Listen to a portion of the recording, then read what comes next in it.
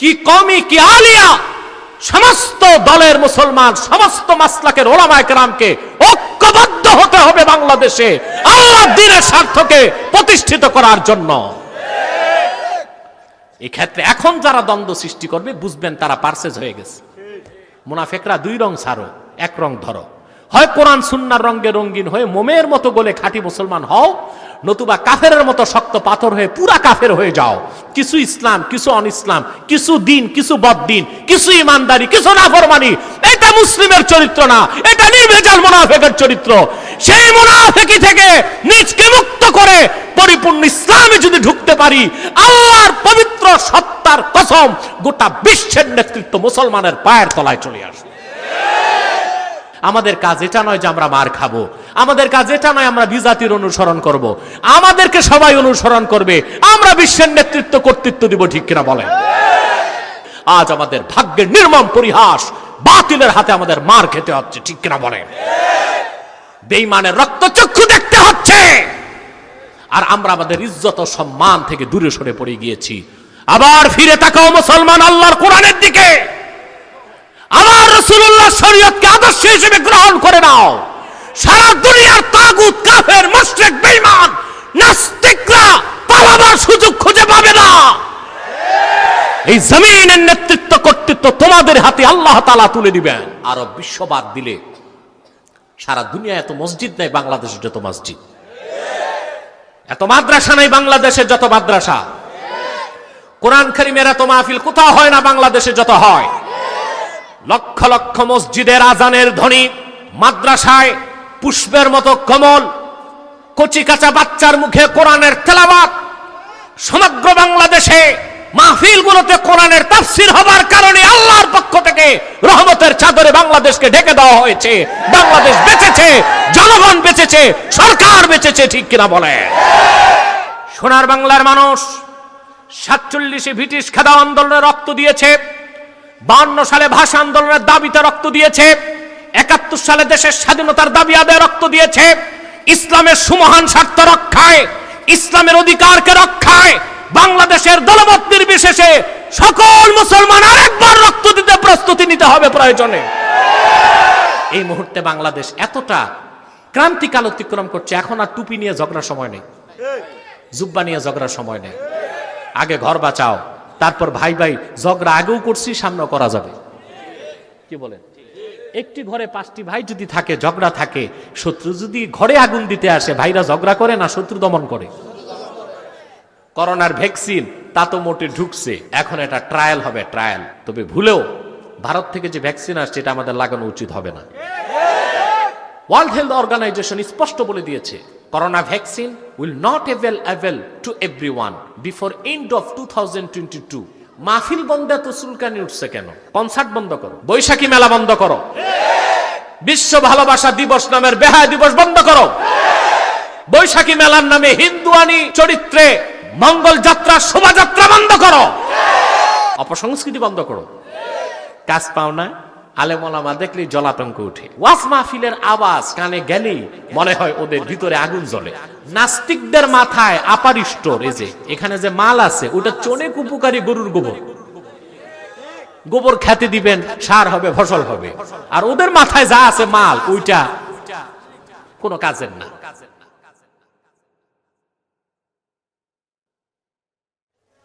ইন্নাল হামদুলিল্লাহ নাহমাদুহু ওয়া নাস্তাঈনুহু ওয়া নাস্তাগফিরুহু ওয়া নাউযু বিল্লাহি মিন শুরুরি আনফুসিনা ওয়া মিন সাইয়্যাতি আ'মালিনা। মান ইয়াহদিহিল্লাহু ফালা মুদিল্লা লাহু ওয়া মান ইউদ্লিলহু ফালা হাদিয়া লাহু। ونشهد أن لا إله إلا الله وحده لا شريك له ونشهد أن سيدنا وحبيبنا ومولانا محمدا عبد الله ورسوله صلى الله عليه وعلى آله وصحبه وسلم الذي أكمل الله به قصر النبوة أي ختم الله به النبوة وحكما لا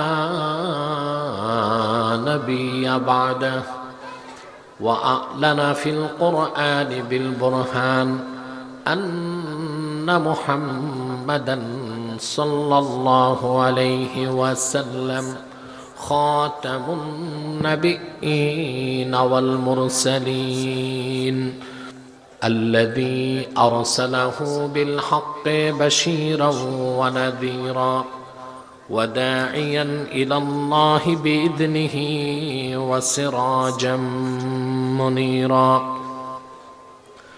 فقد قال الله تعالى في كلامه المجيد والفرقان الحميد: أعوذ بالله من الشيطان الرجيم.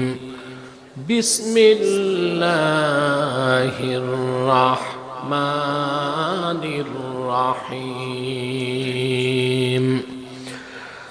يا أيها الذين آمنوا ادخلوا في السلم كافة ولا تتبعوا خطوات الشيطان إنه لكم عدو مبين. فإن زللتم من بعد ما جاءتكم البينات فاعلموا أن الله عزيز حكيم.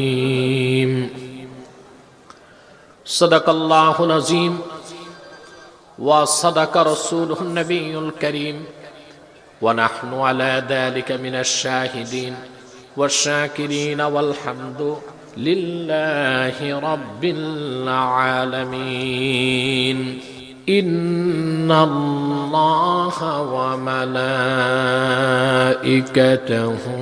يصلون على النبي يا أيها الذين آمنوا صلوا عليه وسلموا تسليما.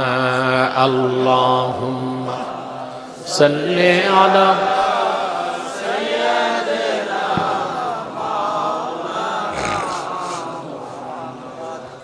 وعلى آله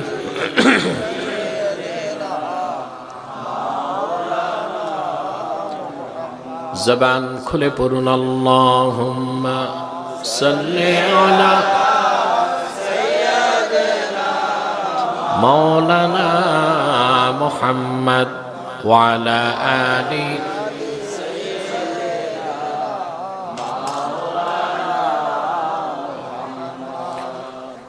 فهو الذي تم معناه وصورته ثم اصطفاه حبيبا بارئ النسم.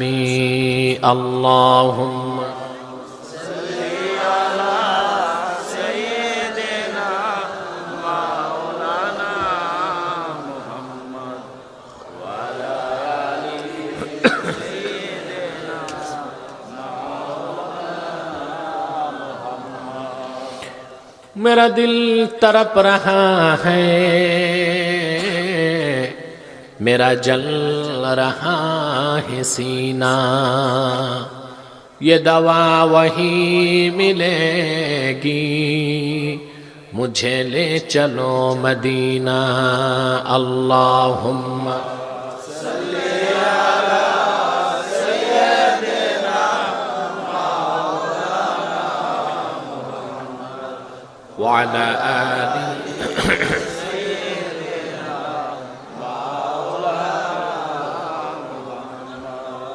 मदीने की हवा से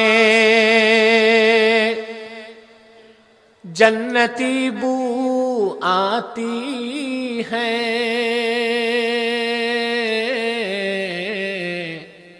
खाके पाके मदीना में नूर जन्नत चमकती है।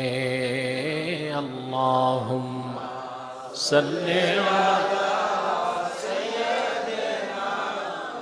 मौलाना मुहम्मद व अला आलि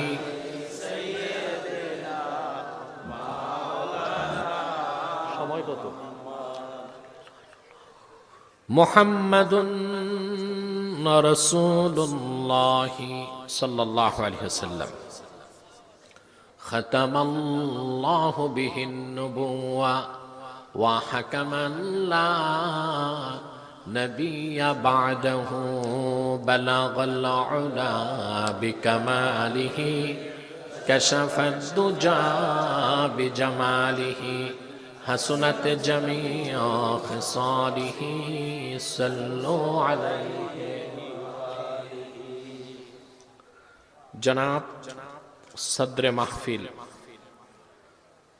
मोहम्मद मामूनुर रशीद चौधरी बारकल्लाहु फी उम्रिह, हज़रात उलमाए किराम, আমার প্রাণ প্রিয় তুলাবায়ে এজাম, বিভিন্ন প্রান্ত থেকে প্রচণ্ড শীতকে উপেক্ষা করে করোনার এই চরম ক্রান্তিকালে যারা এখানে এসেছেন বসেছেন শুধুমাত্র কোরআন কারীমের দুর্বার আকর্ষণে, তাদের সকলকে আমি হৃদয়ের গভীর থেকে জ্ঞাপন করছি মুবারক। সবটুকুন শুকরিয়া আল্লাহ সুবহানাহু ওয়া তাআলার জন্য, যিনি আজকের এই বরকতময় মাহফিলে আসার বসার তৌফিক দিয়েছেন। সেজন্য আসুন আমরা সকলে একবার হৃদয়ের গভীর থেকে প্রশস্ত মনে আর দরাজ কণ্ঠে একবার বলি আলহামদুলিল্লাহ। অগণিত অসংখ্য দরুদ ও সালাম আল্লাহর সৃষ্টির প্রধান আকর্ষণ, বিশ্বসভার সভাপতি, সকল নবী রাসূলগণের মাথার তাজ, শামসুল হিদায়াত, বদরুদ্দুজা, সাইয়্যিদুস সাকালাইন, ইমামুল মুরসালিন, খাতামুন নবিয়্যিন ওয়াল মুরসালিন, আফতাবে নবুওয়াত, শাহনশাহে রিসালাত, সরকারে দো জাহাঁ, সুলতানুল মদিনা, নবিয়্যুল আম্বিয়া, হুজুরে আকরম, নূরে মুজাসসাম, নূরুন আলা নূর, সাইয়্যিদিনা হাবিবিনা শফিঈনা মাওলানা মুহাম্মদ সাল্লাল্লাহু আলাইহি ওয়াসাল্লামার উপর আল্লাহ জাল্লা যিকরুহ, যাকে আজ থেকে ১৫০০ বছর আগে প্রেরণ করেছেন সর্বশ্রেষ্ঠ ও সর্বশেষ নবী ও রাসূল হিসেবে, যার পরে আজ পর্যন্ত পৃথিবীতে অবশ্যই কোনো প্রকার নবী কিংবা রাসূল অবশ্যই আসে নাই, অবশ্যই এখনো নাই, অবশ্যই কিয়ামত পর্যন্ত আসবে না। সম্মানিত সুধী, নিশ্চয় আপনারা সে সন্ধ্যা থেকে বক্তব্য শুনে এসেছেন, আলহামদুলিল্লাহ। আমি একটু দেরিতে এসেছি, অত্যন্ত দুঃখিত, এবং আপনাদের ক্ষমা সুন্দর দৃষ্টি কামনা করছি। হয়তো বা আপনারা কষ্ট পেয়েছেন কিনা আমি জানি না, তবে না পাওয়ারই কথা, কারণ আগের আলোচক নিশ্চয়ই সুন্দর সুন্দর কথা আপনাদেরকে শুনিয়েছে। কোরআন সুন্নাহ ভিত্তিক যা শুনেছি আল্লাহ পাক যেন তার উপর আমল করার তৌফিক দান করে। আর যদি কোনো ভুল বক্তব্য হয়ে থাকে ইচ্ছায় বা অনিচ্ছায়, আল্লাহ পাক যেন মেহেরবানি করে স্মৃতির পাতা থেকে তা মুছে দেন, বলুন আল্লাহুম্মা আমিন। আজকে আমরা আপনাদের সামনে তেলাওয়াত করেছি সূরাতুল বাকারা থেকে ২০৮ এবং ৯ দুটো আয়াত। কয়টি আয়াত? কোন সূরা? ২০৮, ২০৯। খুব সংক্ষেপে এই দুটো আয়াতকে কেন্দ্র করে আমরা আমাদের ঈমানকে বৃদ্ধি করার জন্য, আকীদাকে দুরস্ত করার জন্য এবং ইহকালীন কল্যাণময় জীবন ও পরকালের মুক্তি খোঁজার জন্য কিছু কথা শুনব। যদি আল্লাহ পাক তৌফিক ভিক্ষা দান করেন আমাকে আপনাদেরকে, বলুন আল্লাহুম্মা আমিন। ভূমিকাতে একটি কথাই বলবো, আমরা এখানে কেন এসেছি? শীতের রাতে আসার পেছনে পার্থিব জাগতিক কোনো স্বার্থ নেই, এসেছি আল্লাহ ও তার হাবিবের রেজামন্দি হাসিল করার জন্য, ঠিক কিনা? আজকে একটি ক্ষুদ্র মহল থেকে কথা উঠতেছে মাহফিল করে কি লাভ, মাহফিল বন্ধ করা যায় কিনা, এইরকম একটি অপচেষ্টায় লিপ্ত হয়েছে একটি ক্ষুদ্র দল আছে না, সংশয়বাদী, জড়বাদী, বস্তুবাদী, প্রকৃতি পূজারী, ইহজাগতিক, পরকালে অবিশ্বাসী, কিছুই বুঝলেন না, বুঝবেন যাদেরকে আপনারা বলেন নাস্তিক। এদের সংখ্যা বাংলাদেশে খুব কম। এরা বিভিন্নভাবে লাইভ শোতে, টিভির প্রোগ্রামে কথা তুলতে চাচ্ছে, গভর্নমেন্টকে বিভ্রান্ত করার জন্যে মাহফিলগুলো যেন বন্ধ করে দেওয়া হয়। নজবিল্লাহ বলেন। কিন্তু আমার বিশ্বাস সরকারের মধ্যে কিছু মাথাওয়ালা লোকও তো আছে। এই বদ্ধ পাগল নাস্তিকদের কথায় তো আর সরকার এত বড় আত্মঘাতী সিদ্ধান্ত নিবে না। আর যদি নেয় তো ধ্বংস হবে দেশ, জাতি, সরকার, সব। ঠিক কিনা? মাহফিল করলে কি লাভ? কোরআনের মাহফিল করলে ব্যক্তির কল্যাণ, সমাজের কল্যাণ, রাষ্ট্রের কল্যাণ। কোরআনের মাহফিল যত হবে, দেশ, জাতি ও রাষ্ট্রের উন্নতি তত হবে, বরকত, রহমত, সমৃদ্ধি বাড়তেই থাকবে। সুবহানাল্লাহ। ব্যক্তির কল্যাণ কি মাহফিলে? ব্যক্তির কল্যাণ হলো কোরআনের মাহফিলে যতক্ষণ বান্দা বসে তার ইমানের নূর বাড়তে থাকে। সহিহ আল বুখারী প্রথম খণ্ডে কিতাবুল ইমানে ইমাম আল বুখারী রাহিমাহুল্লাহ তারজামাতুল বাব কায়েম করতে যে মুআজ বিন জাবাল রাদিয়াল্লাহু তাআলা আনহুর একটি বক্তব্য তুলে ধরেছেন। হযরত মুআজ বিন জাবাল রাদিয়াল্লাহু তাআলা আনহু ওনার ছাত্র বিশিষ্ট তাবি আসওয়াদ বিন হেলালকে ডেকে বললেন, ইজলিস বিনা নুমিন সাআতান, আসো আমরা একটু বসি, কোরআন হাদিস আলোচনা করি, জিকির ফিকির করি, ইমানটাকে বাড়াই। কোরআন হাদিস করলে, কোরআন হাদিসের মাজলিসে বসলে, শুনলে, আমল তো পরে, শুধু কোরআন হাদিসের মাহফিলে বসে সামান্য জিকির ফিকির করলে ইমানের নূর বাড়তে থাকে। সুবহানাল্লাহি বিহামদিহি সুবহানাল্লাহিল আযীম। লাভ আছে না নাই? মাহফিল বন্ধ তো চুলকানি উঠছে কেন? কনসার্ট বন্ধ করো, বৈশাখী মেলা বন্ধ করো, বিশ্ব ভালোবাসা দিবস নামের বেহায়া দিবস বন্ধ করো, বৈশাখী মেলার নামে হিন্দুয়ানি চরিত্রে মঙ্গল যাত্রা, শোভাযাত্রা বন্ধ করো, অপসংস্কৃতি বন্ধ করো। কাজ পাও না? আলেম ওলামা দেখলে জলাতঙ্ক উঠে। ঠিক কিনা? ওয়াজ মাহফিলের আওয়াজ কানে গেলেই মনে হয় ওদের ভিতরে আগুন জ্বলে। তা মাহফিল করলে ব্যক্তির কল্যাণ। কার কল্যাণ? দুই, আল্লাহর কোরআন থেকে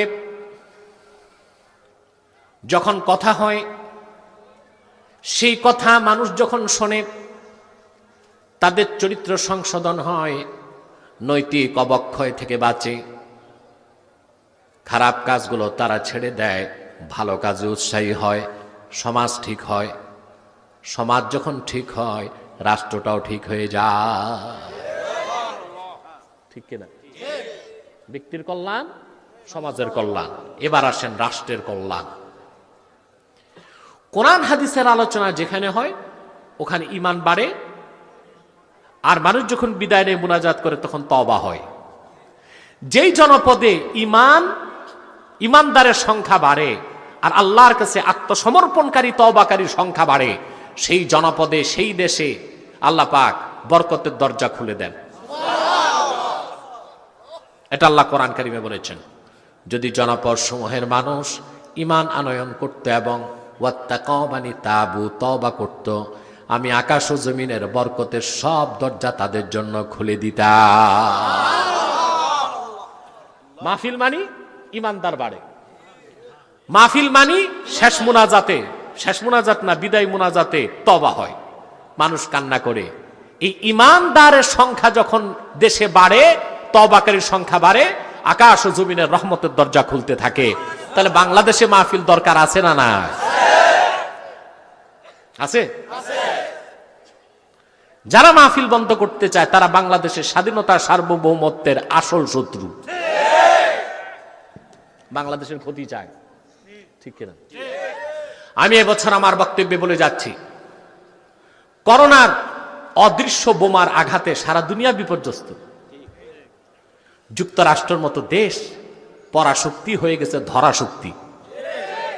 দেখেন না, প্রেসিডেন্ট নির্বাচনের পরে ক্ষমতার পালা বদলের বেলায় ট্রাম্পপন্থী আর ড্রামপন্থী, ক্যাপিটাল হিলে লাগছে মারামারি। এত নোংরা মারামারি আমাদের ঢাকার গুলিস্তানে হইতো আগে। সেই মারামারিতে জায়গায় 4 জন শেষ, ঠিক কিনা? করোনায় তাদের অর্থনীতি বিপর্যস্ত, সেজন্য মাথাগুলো এখন আর ঠিক নাই, পাগলামি শুরু করছে। আমাদের চেয়ে বেশি এখন তারা হয়ে গেছে অগণতান্ত্রিক, বিশৃঙ্খল, উচ্ছৃঙ্খল, সন্ত্রাসী। আমরা কেন বেঁচে গেলাম? চিকিৎসা বিজ্ঞান দিয়া। চিকিৎসা যা আছে বাংলাদেশে ও তো থার্ড ওয়ার্ল্ডের 3rd নাম্বারে। রুগী হাসপাতাল গেলে আধা মরা, গেলে পুরা মরা। চিকিৎসা আমাদের এই হলো অগ্রগতি, ঠিক কিনা?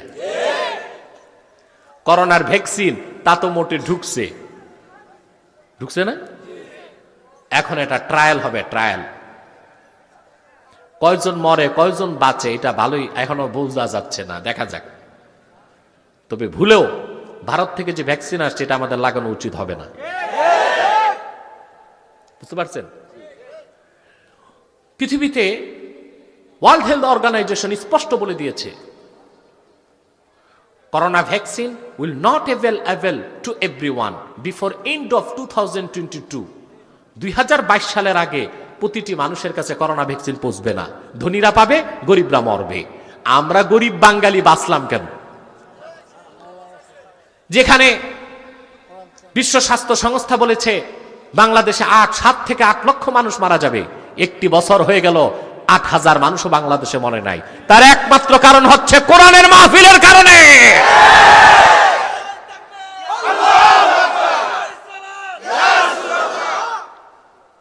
আরব বিশ্ববাদ দিলে সারা দুনিয়া এত মসজিদ নাই বাংলাদেশের যত মসজিদ, এত মাদ্রাসা নাই বাংলাদেশের যত মাদ্রাসা, কোরআন কারীমের এত মাহফিল কোথাও হয় না বাংলাদেশে যত হয়। লক্ষ লক্ষ মসজিদের আজানের ধ্বনি, মাদ্রাসায় পুষ্পের মতো কমল, কচি কাঁচা বাচ্চার মুখে কোরআনের তেলাওয়াত। সমগ্র বাংলাদেশে মাহফিলগুলোতে কোরআনের তাফসীর হবার কারণে আল্লাহর পক্ষ থেকে রহমতের চাদরে বাংলাদেশকে ঢেকে দেওয়া হয়েছে। বাংলাদেশ বেঁচেছে, জনগণ বেঁচেছে, সরকার বেঁচেছে, ঠিক কিনা বলে?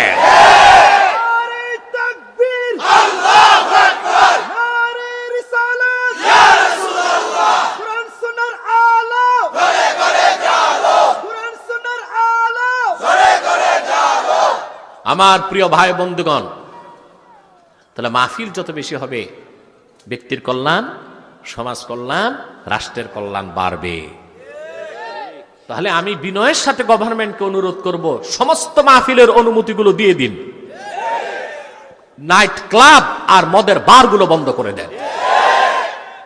বাংলাদেশ আরো রহমত পাবে, আরো বরকত পাবে, ঠিক কিনা?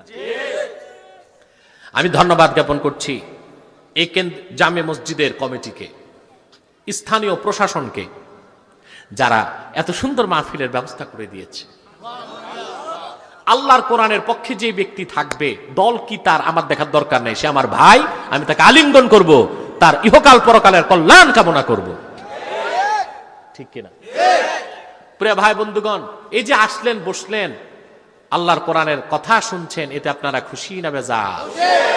বেশি না কম? আল্লাহ কবুল করুক, মঞ্জুর করুক। বেজার শুধু শয়তান। বেজার কে? এখন শয়তান যে বেজার, শয়তানের একটা কাজ এখন সে করবে। মুনাজাতের আগে আপনাদের উঠানো যায় কিনা? আমরা শয়তানকে সুযোগ দিব না। আমরা নেক নিয়ত করছি, কিছুক্ষণ পরে আজকের মুনাজাত করে গুনাহ মাফ করে নিষ্পাপ বেহেশতি আল্লাহওয়ালা হয়ে বাড়ি যেতে চাই। কারা কারা হাত তুলে আল্লাহ তাআলাকে দেখা?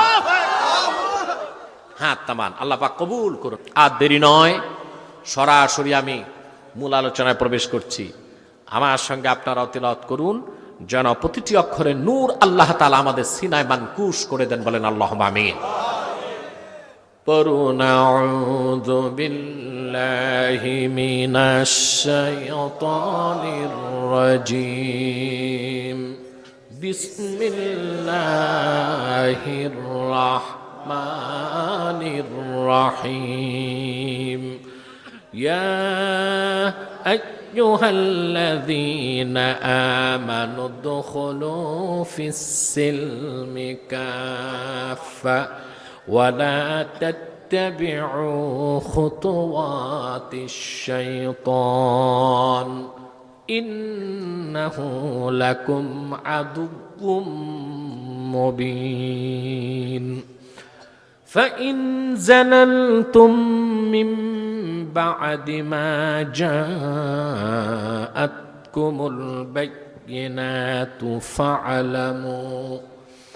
فاعلموا أن الله عزيز حكيم صدق الله العظيم قرون صدق الله العظيم وصدق رسوله النبي الحبيب الكريم ونحن على ذلك من الشاهدين والشاكرين والحمد لله رب العالمين সূরাতুল বাকারার 208 নম্বর আয়াতে আল্লাহ পাক মুমিনগণকে সম্বোধন করে ডেকে বলেন, ইয়া আইয়ুহাল্লাযীনা আমানু, হে বিশ্বাসীগণ, মুমিনগণ, ঈমানদারগণ, উদখুলু ফিস-সিলমি কাফা, আই উদখুলু ফিল ইসলামে তাম্মা, তোমরা পরিপূর্ণভাবে ইসলামে প্রবেশ করো। ওয়ালা তাত্তাবিউ খুতুওয়াতিশ শায়তান, আর তোমরা অভিশপ্ত শয়তানের পদাঙ্ক নিশানা অনুসরণ করো না, কারণ ইন্নাহু লাকুম আদুউম মুবিন, নিশ্চয় শয়তান তোমাদের প্রকাশ্য শত্রু। শয়তান প্রকাশ্য শত্রু। فإن زللتم من بعد ما جاءتكم البينات, মুহাম্মদ সাল্লাল্লাহু আলাইহি সাল্লামের মাধ্যমে সুস্পষ্ট কোরআন, যা আল্লাহর বাইয়িনাত, নিদর্শন, উজ্জ্বল প্রমাণ, তা এসে যাবার পর যদি তোমরা বিচ্যুত হও ইসলাম থেকে, সত্য থেকে, ফা'লামু, জেনে রাখো, আন্নাল্লাহ আজিজুন হাকিম, আল্লাহ তাআলা মহাপরাক্রমশালী এবং তিনি প্রজ্ঞাবান। বলেন সুবহানাল্লাহ। আল্লাহ পাক এখানে মুমিনগণকে বলেছেন ইসলামে প্রবেশ করো পরিপূর্ণভাবে। তো এখানে সুস্পষ্ট বোঝা যাচ্ছে মুমিন হওয়ার পরও ইসলামে প্রবেশ আংশিক হতে পারে, পুরাপুরি হতে পারে। বোঝা যায় কিনা? আল্লাহ ডাক দিয়েছেন কাফেরদেরকে না মুমিনদেরকে? মুমিনদেরকে। মুমিনগণ ইসলামে পরিপূর্ণভাবে প্রবেশ করো। তাহলে বোঝা যাচ্ছে যে ঈমান আনার পর, মুমিন হওয়ার পর ইসলামে প্রবেশটা আংশিক হতে পারে, পুরাপুরি হতে পারে। আগে ঈমান, তারপর ইসলাম। ঈমান আনার পরে মুমিন, তারপরে ইসলামে প্রবেশ করে পরিপূর্ণ মুসলিম। সুবহানাল্লাহ। আগে কি? ঈমান। আগে কি? তার প্রকৃষ্ট একটু উদাহরণ আমি দিচ্ছি কোরআন কারীম থেকে, হযরত ইব্রাহিম আলাইহিস সালামের কথার মাধ্যমে। আল্লাহ রাব্বুল আলামিন গোটা বিশ্বের মুসলিম জাতির জনক হযরত ইব্রাহিমের ঘটনা কোরআন কারীমে তুলে ধরেছেন। ওনার বাড়ি ছিল বর্তমান ইরাকের বাবেল নগরীতে, ইতিহাসে যার নাম বর্তমানে বেবিলন। কি নাম? এটা বাবেল। শহরটার নাম কি? বাবেল। আর সে দেশের স্বৈর শাসক ছিল ইতিহাসের নিকৃষ্ট কুখ্যাত শাসক নমরুদ। বলেন লানাতুল্লাহি আলাইহি। বাবেলে ছিল তার বাড়ি, যেখানে তার বসবাস ছিল হযরত ইব্রাহিমের। ওই জনপদের মানুষ ছিল প্রকৃতি পূজারী। তারা আকাশের পূজা করত, নক্ষত্রের পূজা করত, সূর্যের পূজা, চাঁদের পূজা, মূর্তির পূজা, আর করত আগুনের পূজা।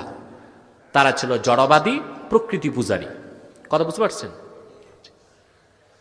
হযরত ইব্রাহিম আলাইহিস সালাম যখন বালক থেকে বালেগ হলেন, বালক থেকে বালেগ, একদিন তিনি মাগরিব নামাজের কিছুক্ষণ পর, মাগরিবের সময় পার হয়ে গেছে, অসংখ্য মূর্তি পূজারী, প্রকৃতি পূজারী উপস্থিত, জড়বাদীরা।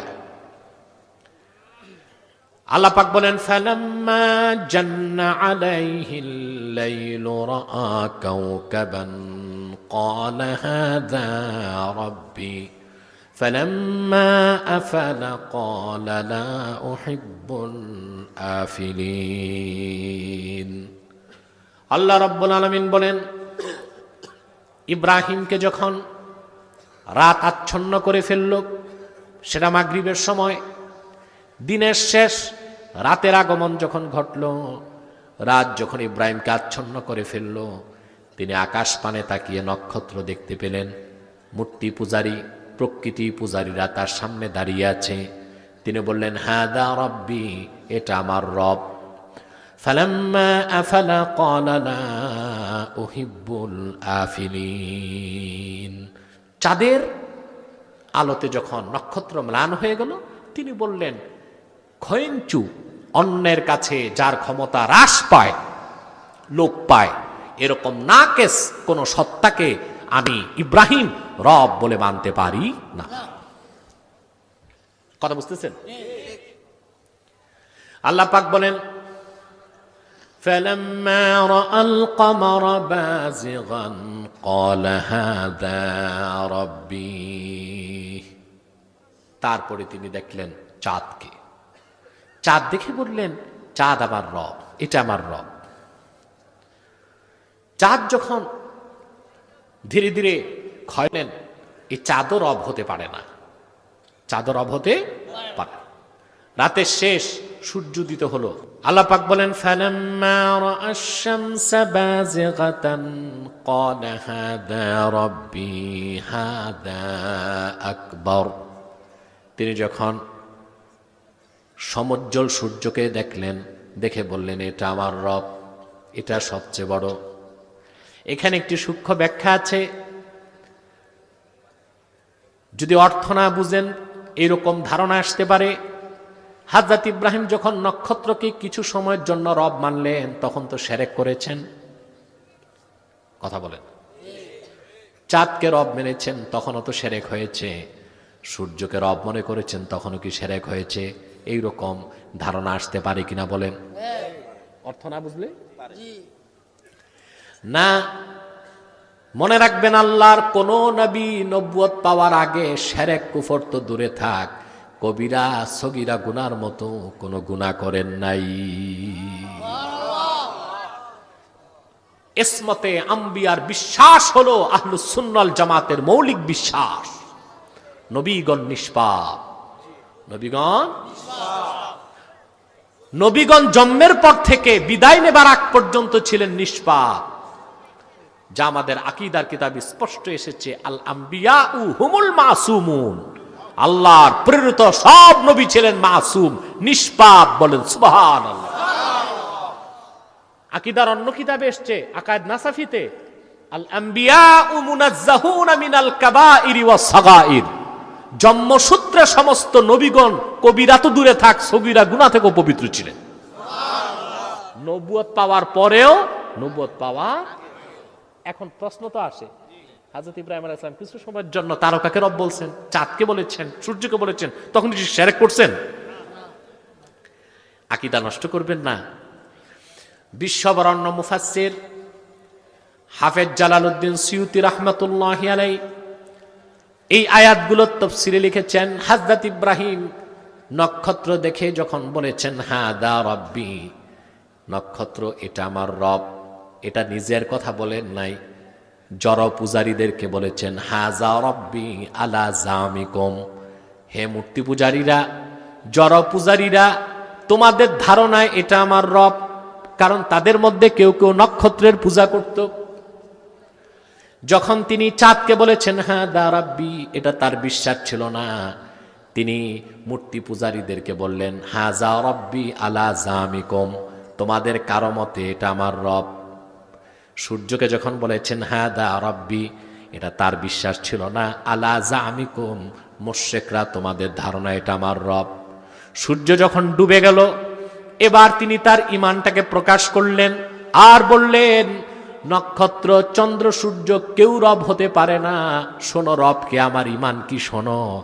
ইন্নী ওয়াজ্জাহতু ওয়াজহিয়া লিল্লাযী ফাতারাস সামাওয়াতি ওয়াল আরদা হানিফাও ওয়া মা আনা মিনাল মুশরিকিন। নামাজে তো প্রতিদিন পড়েন, অর্থ তো বুঝেন না, আর বুঝে তো নামাজ পড়েন না, সেজন্য তো আমাদের দেশের লোক নামাজও পড়ে চুরিও করে, নামাজ পড়ে সুদ খায়, নামাজ পড়ে ঘুষ খায়, নামাজ পড়ে শিরক করে, ঠিক কিনা? পড়েন আমার সাথে, ইন্নী ওয়াজ্জাহতু ওয়াজহিয়া লিল্লাযী ফাতারাস সামাওয়াতি ওয়াল আরদা হানিফাও ওয়া মা আনা মিনাল মুশরিকিন। মুশরিকরা এই চাঁদ, এই নক্ষত্র, এই সূর্য একটাও রব না, আমি মুখাপেক্ষী হচ্ছি সেই মহান সত্তার যিনি চন্দ্র সূর্য নক্ষত্র আকাশ ও জমিন এত দুভয়ের মাঝে যা কিছু আছে সবকিছু সৃষ্টি করেছেন আপন কুদরতে। মহান আল্লাহ তাআলা হলেন একমাত্র রব, আমার তোমার সবার। ঈমান প্রকাশ করলেন কি? আমার ভাইরা, যে মাত্র ঈমানের প্রকাশ তিনি করলেন, আমি আগে আপনাদের বলেছি আগে ঈমান তারপরে ইসলাম। কথা বুঝেন? আগে ঈমান তারপরে ইসলাম। তো প্রশ্ন আসে না, ঈমান কি? ঈমান হলো বিশ্বাস। ইব্রাহিম আলাইহিস সালাম তার বিশ্বাস তুলে ধরলেন। আর ইসলাম কি? ইসলাম শব্দটার উৎপত্তি ইমাম ফখরুদ্দিন রাজি তাফসিরুল কাবীরে দ্বিতীয় খণ্ডে এই আয়াতের তাফসীরে লেখেন, ওয়া আসলুহু মিনাস সিলমে হুয়াল ইনকিয়াদুজ যাহির মা শারতে ইনকিয়াদিল বাতিন। ইসলাম শব্দটার উৎপত্তি সিলমুন ধাতু থেকে। সালিমা ইয়াসলামু সিলমুন, এর অর্থ হচ্ছে বাহ্যিক আনুগত্য। এটা কি? বাহ্যিক আনুগত্য। আমাদের দেশে দেখবেন কিছু নেতারা ওয়াজ করে, ওনারা বলে ইসলাম অর্থ শান্তি, ইসলাম অর্থ শান্তি। আফসোস, উলামায়ে কেরাম 12 বছর 14 বছর মাদ্রাসায় ডাল খাইয়া ভাত খাইয়া জীবনটা তেজপাতা মানে আলেম হয়, ওনারা কোরআন হাদিস বুঝে না। আর আমার দেশের বুদ্ধিজীবীরা কোরআন হাদিস বুঝে গেছে। কি যে বুঝে দেখছেন তো, দেখছেন না? আপনারা কি ভাই সাহেব ঘুমাচ্ছেন নাকি? কবরস্থান তো আশেপাশে নাই, তো মুর্দার সোহবত লাগছে তো আপনাদের। আরে জবানটা খুলে বলেন না, তারা যে কি বুঝে দেখছেন না? এই বুঝা বুঝে। প্রিয় ভাই বন্ধুগণ,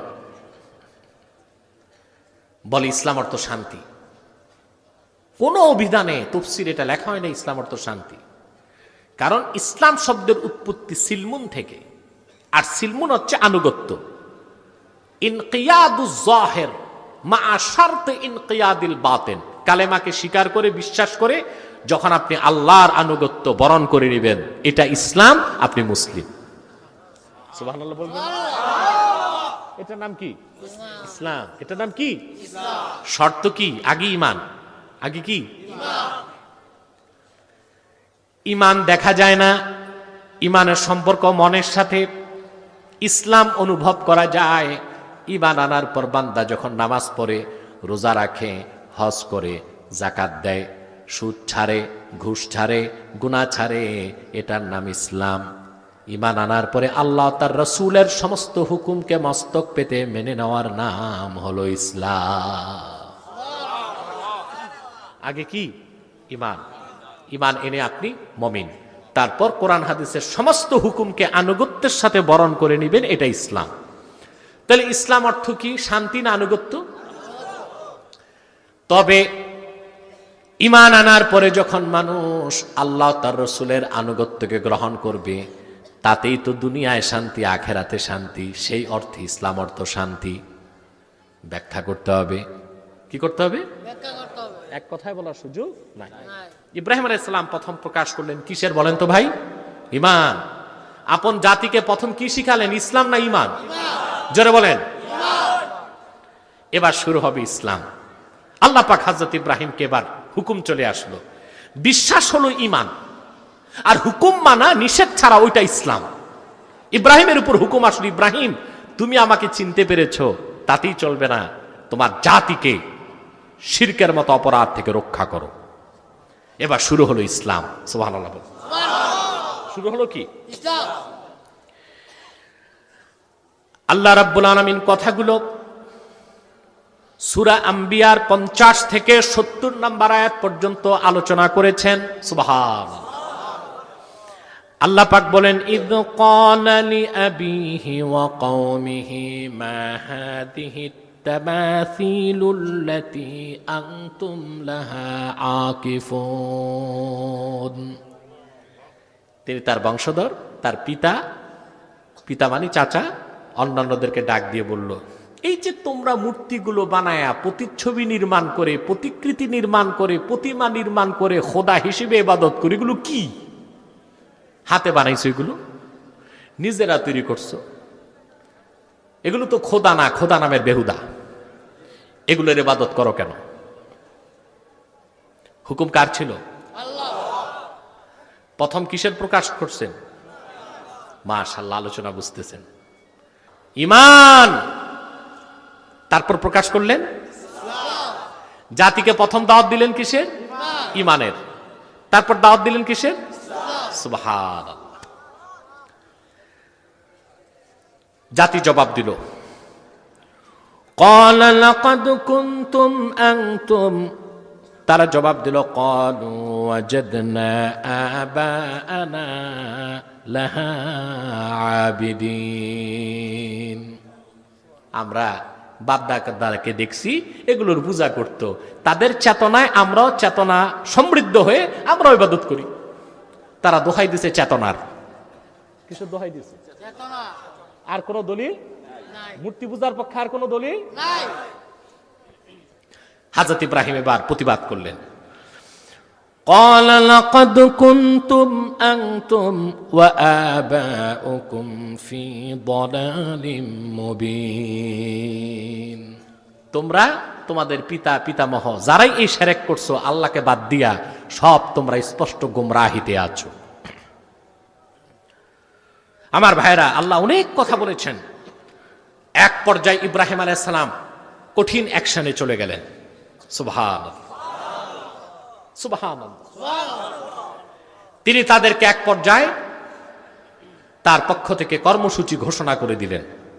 একা তিনি আল্লাহর তাওহীদকে বিশ্বাস করার বাবেল জনপদে ইরাকে তিনি ছাড়া আর কেউ নাই। কিন্তু আল্লাহর ইসলাম মানেই হচ্ছে আত্মসমর্পণ। আল্লাহ হুকুম করছেন, তিনি কাজ শুরু করছেন। একটু ভাই মহব্বতে বলি সুবহানাল্লাহ। ইসলাম মানেই হচ্ছে আত্মসমর্পণ। আল্লাহ হুকুম করছেন, তিনি কাজ শুরু করছেন। দল আছে কিনা, জনগণ আছে কিনা, পেশি শক্তি আছে কিনা, তা তিনি দেখেন নাই। ইসলাম মানে আল্লাহর হুকুমকে বিনা প্রশ্নে মস্তক নত করে মানার নাম ইসলাম। এবার তিনি বললেন, শোনো, মূর্তি পূজা ছাড়বা না? কয় না, ছাড়বো না। শোনো, وَتَاللَّهِ لَأَكِيدَنَّ أَصْنَامَكُمْ بَعْدَ أَن تُوَلُّوا مُدْبِرِينَ, যাও, বাড়ি যাও। তোমরা বাড়ি যাওয়ার পরই আল্লাহর পবিত্র সত্তার কসম, আমি ইব্রাহিম তোমাদের এই কল্পিত খোদাগুলোর ব্যাপারে চূড়ান্ত সিদ্ধান্ত নিব। ওরা গেছে বাড়ি, গেছে কই? পূজা টুজা করে বাড়ি গেছে। তারপর ইব্রাহিম আলাইহিস সালাম কি করলেন? সুবহানাল্লাহ। এটা আমার কথা না, আল্লাহ তাআলা বলেছেন সূরা আম্বিয়া 58 নম্বর আয়াতে, فَجَعَلَهُمْ جُذَاذًا إِلَّا كَبِيرًا لَهُمْ لَعَلَّهُمْ إِلَيْهِ يَرْجِعُونَ। তিনি একটা কুঠার হাতে নিয়ে এই মূর্তিগুলোরে শুরু করলেন পিটানো। হাত পাও নাক ভাঙ্গা সবগুলোরে দুরস্ত করে বড় মূর্তিটার নাকে কুড়ালটা বেঁধে দিছে। ওইটারে ভাঙ্গেন নাই। কেন ভাঙ্গেন নাই? যেন ওরা এসে হইচই যখন করবে তখন তিনি ওইটার কাছে পাঠাবেন, বড়টারে জিজ্ঞেস করো কে ভাঙছে। সকালবেলা ওরা যখন আসছে দেখে ওদের হাতে বানানো খোদাগুলো সব উপুত হয়ে পড়ে গেছে, একটারও নাক নাই, কান নাই, হাত নাও, পায় না। ওরা সব হইচই শুরু করে দিছে, এই দুঃসাহস কার, কে এই কাজ করলো? قالوا من فعل هذا بآلهتنا إنه لمن الظالمين। এই কাজটা কে করেছে আমাদের এই খোদাগুলোর সাথে, সে খুবই জালেম। তখন বাকিরা জবাব দিছে কি করছে, সুবহানাল্লাহ। قالوا سمعنا فتى يذكرهم يقال له إبراهيم। এই খোদাগুলোর বিরুদ্ধে তো একজন যুবক ইব্রাহিম বলে তারে ডাকা হয়, সেই আমাদেরকে সব সময় ওয়াজ করে বুঝায় এগুলো শিরক, এগুলো আল্লাহর নগণ্য সৃষ্টি, আল্লাহকে বাদ দিয়ে এগুলোর কাছে চাওয়া, কিছু পাওয়ার আশা করা, মস্তক নত করা শিরক ছাড়া আর কিছু নয়। যদি ভেঙ্গে থাকে খোদাগুলোর 12টা বাজায় থাকে তো ইব্রাহিম ছাড়া কেউ করে নাই।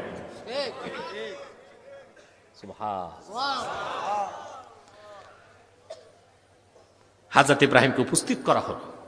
ইব্রাহিম, আনতা ফাআলতা হাযা বিআলিহাতিনা ইয়া ইব্রাহিম, এগুলো কি আপনি করছেন, ভাঙছেন কি আপনি? সবসময় তো আপনি গালিগালাজ করেন এগুলোর পূজা করতে, আপনি ভাঙছেন নাকি বলেন? হযরত ইব্রাহিম তখন তাওরিয়া করলেন। কি করলেন? কথা 3 প্রকার, সিদক, কাযিব, তাওরিয়া। তাওরিয়া বলা হয় আল্লাযী ইয়াহতামিলুল মা'নায়াইন, যে কথা 2টা অর্থ রাখে। কয়টা? 2টা। জোরে বলেন। 2টা। ওটা মিথ্যা না, ওটা তাওরিয়া। ওটা কি? তাওরিয়া। এই কৌশল আল্লাহ মানুষের জন্য জায়েজ রাখছেন, মানুষ যেন বিপদে বাঁচতে পারে, মিথ্যার গুনাহ থেকে বাঁচে। বুঝেন নাই? মনে করুন আপনি একজন আসামি, বুঝছেন, তার পাশে আপনি বসে আছেন, পুলিশ তারে খুঁজতেছে, পুলিশ আপনাকে ফোন দিয়েছে, ভাই ওই লোকটা আছে নাকি? তা আপনি চাচ্ছেন লোকটা বেঁচে যাক, এটা ভালো না? কথা বলেন। পুলিশের কাছে যাওয়া আর কসাইয়ের কাছে যাওয়া খুব একটা পার্থক্য নেই। এখন আপনি মিথ্যা তো বলতে পারেন না, নাই, তা আপনার থেকে একটু দূরে বসা আছে আসামি, আপনি পুলিশকে বলেন ভাই সে তো আমার থেকে একটু দূরে। একটু দূরে পুলিশ বুঝবে 10 মাইল দূরে, আর আপনি বুঝাইছেন 1 হাত দূরে। এটা তাওরিয়া, এটা জায়েজ, মানুষের কল্যাণে এটা জায়েজ। কৌশল না, তাওরিয়া। আল্লাযী ইয়াহতামিলুল মা'নায়াইন, যে কথা 2টা অর্থ রাখে, মনেরটা মনে, বুঝানোরটা বুঝানো। কথা বুঝেন না? চোখ কান খোলা আছে তো আপনাদের? আল্লাহ তাআলা যদি তাওরিয়া জায়েজ না রাখতেন, আমরা বিপদে পড়তাম সবাই স্ত্রীর কাছে। মানুষের বউ কিচ্ছু বুঝতে চায় না, ঠিক কিনা? যার সময় বলবে শাড়ি ওইটাই নিবা যেটা বাজারে 1 নাম্বার, সেরা শাড়ি, পকেট যে খালি, এই খবর নেই, ঠিক কিনা? বলেন না? তা আপনি তো 1 নাম্বারটা কিনতে পারবেন না। মহিলাদের তো আবদারের শেষ নাই, বেনারসি শাড়ি, আনারসি শাড়ি, ঠিক কিনা?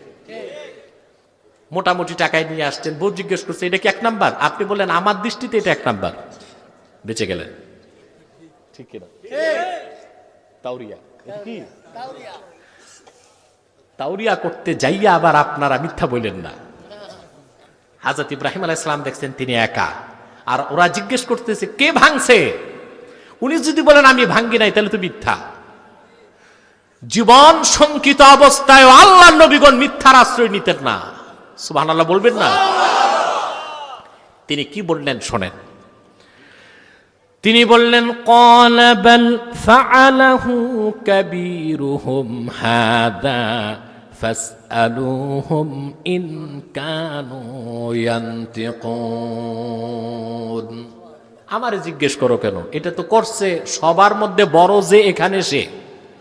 ওনার কথা মনে মনে আমার চেয়ে বড় কে আছে? আমি তাওহীদ বিশ্বাস করি, ওরা শিরকে বিশ্বাস করে।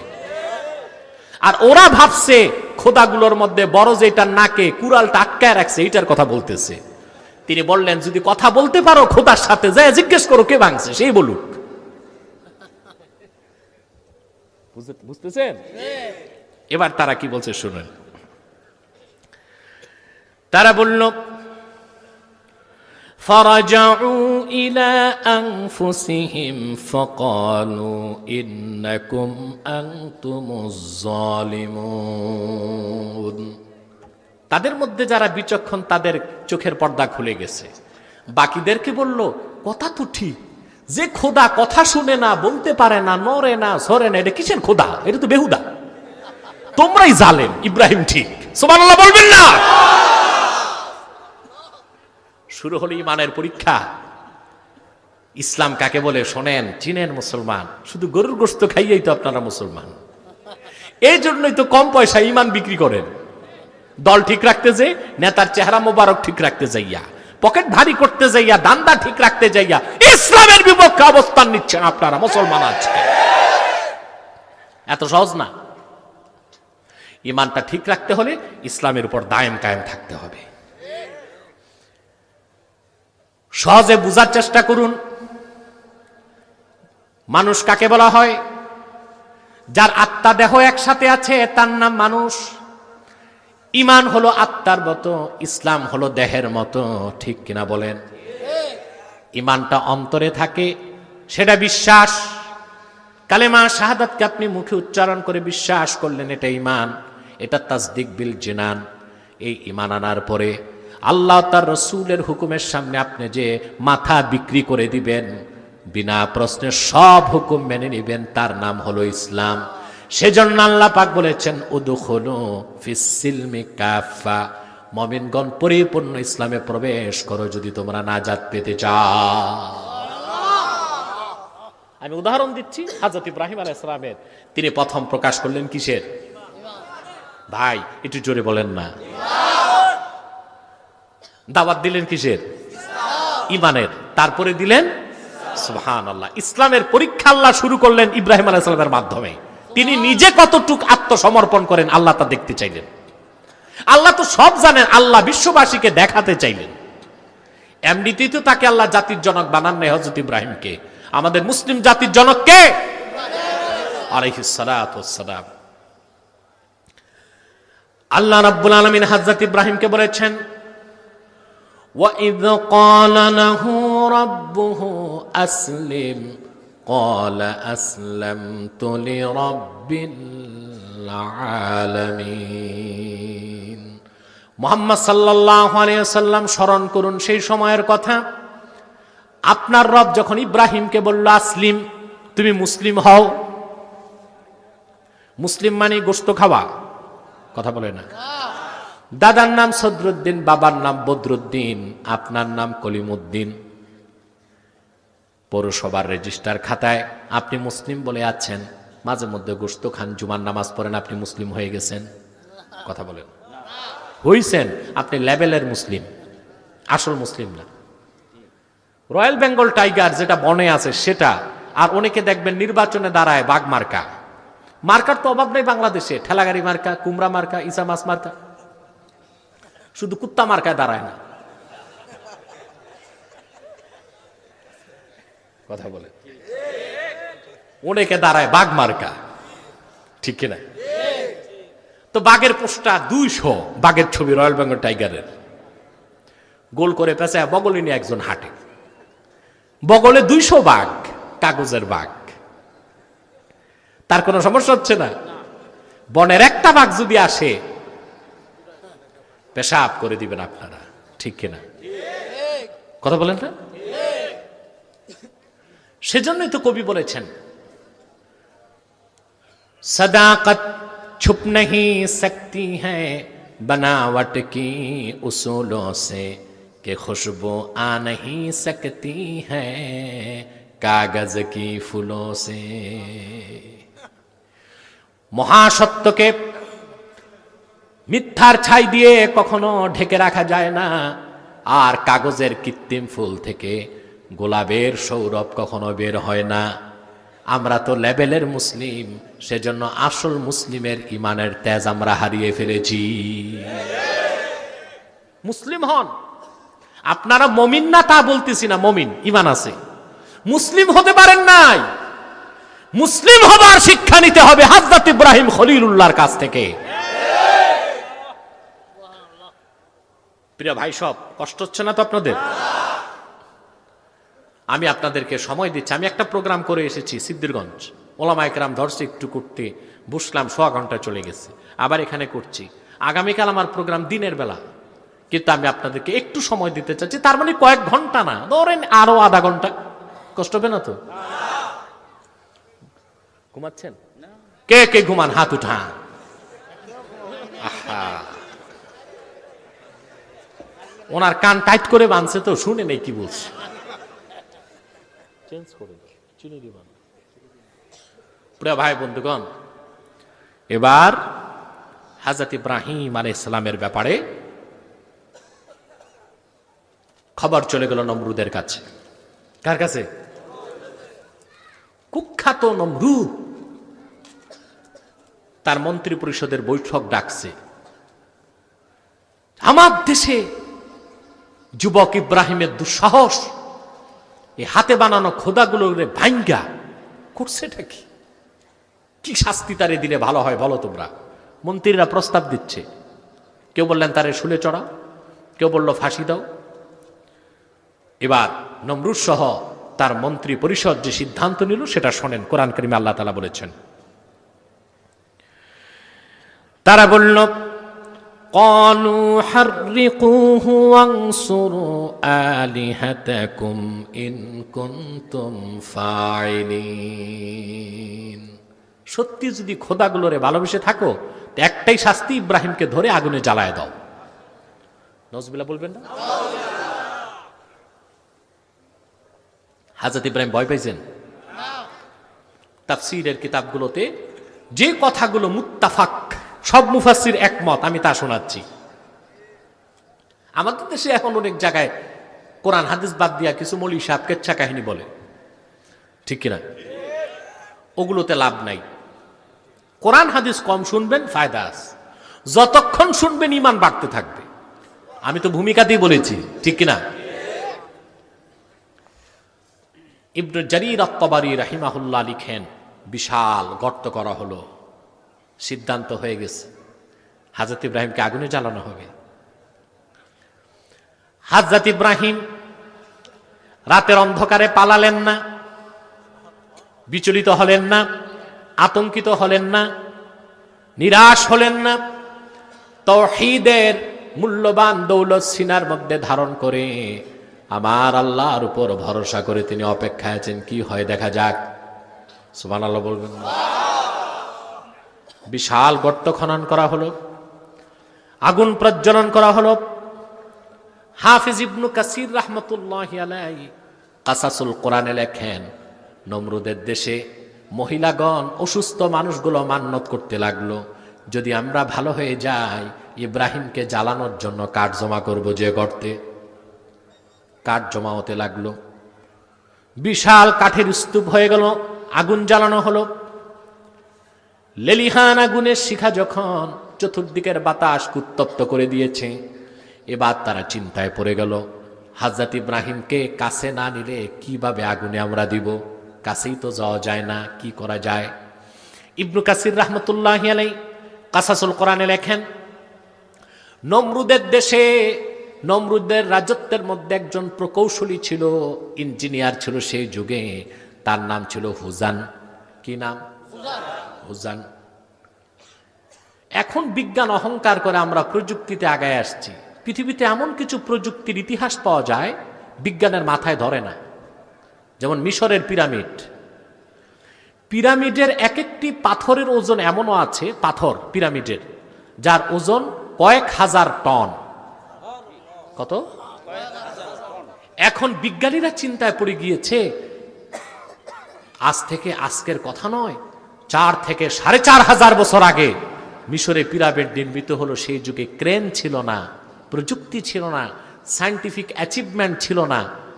এখনো পৃথিবীতে এমন ক্রেন তৈরি হয় নাই যা দিয়ে কয়েক হাজার টন একসাথে উঠানো যায়। তো তারা এই পাথরগুলো কিভাবে উঠালো? এই প্রযুক্তি কোথায় পেয়েছে তারা? বিজ্ঞান খুঁজে পায় না। তবে আমার কাছে জবাব আছে, আমি তা বলবো না। না, এখন বলার টাইম না, টাইম হলে বলবো, তখন তো আরেক বিষয়ে চলে যাব। আমি তো বিষয় থেকে সরবো না, কিন্তু বিজ্ঞান খুঁজে পায় না, এটা কিভাবে হইল? কথা বুঝতেছেন? প্রিয় ভাই বন্ধুগণ, সেখানে নমরুদের প্রকৌশলী ছিল, তার নাম ছিল হুজান। কি নাম? সে বলল, আমি একটা যন্ত্র বানায় দিব, ওই যন্ত্রে বসায় তোমরা দূর থেকে হযরত ইব্রাহিমকে আগুনে ফেলতে পারবা। তখন সে কাঠ দিয়ে একটি যন্ত্র বানালো। তাফসীরে তার নাম এসেছে মিন জানিক। কি নাম? যার বহু বচন মাজানিক। এটার বাংলা হবে কাঠের কামান। আমাদের দেশে অনেকে বলে চরক গাছ। এগুলো বেহুদা কথা, ফালতু কথা, কিতাব ছাড়া কথা। ওটা কি? কাঠের কামান। কি? কাঠের কামান প্রস্তুত করা হলো, কাঠের কামান স্থাপন করা হলো, দূরে আগুন জ্বলছে। হযরত ইব্রাহিম আলাইহিস সালামকে বন্দী করে আনা হলো, হাত পা বাঁধা। কাঠের একটি হাতলে তাকে বসিয়ে দেওয়া হলো। কিছুক্ষণ পর তিনি আগুনে চলে যাবেন। তাফসীর সাক্ষী, হাদিস সাক্ষী, হযরত ইব্রাহিম আল্লাহর হুকুমের কাছে কতটুকু আত্মসমর্পণ করেছেন আল্লাহ তো সব জানেন। কিন্তু তা ফেরেশতাদের দেখাতে চাইলেন, মানব জাতিকে দেখাতে চাইলেন। পরীক্ষা নেবার জন্য হযরত জিবরিলকে আল্লাহ পাঠিয়ে দিলেন। হযরত জিবরিল এসে হযরত ইব্রাহিমের সামনে দাঁড়িয়ে বললেন, ইব্রাহিম, আর কয়েক মুহূর্ত দেওয়া হবে, কেউ তোমার রক্ষা করতে আসবে না। আমি আল্লাহর সবচেয়ে মুকাররাব ফেরেশতা হযরত জিবরিল আমিন। আলাকা হাজাতুন ইয়া ইব্রাহিম, তোমার কোনো দরকার আছে কিনা বলো, সাহায্য লাগবে কিনা বলো, আমি প্রস্তুত আছি। আমার পাখার একটা ঝাপটায় নমরুদের আগুন, প্রাসাদ সব মাটির সাথে ধসে যাবে, মিশে যাবে।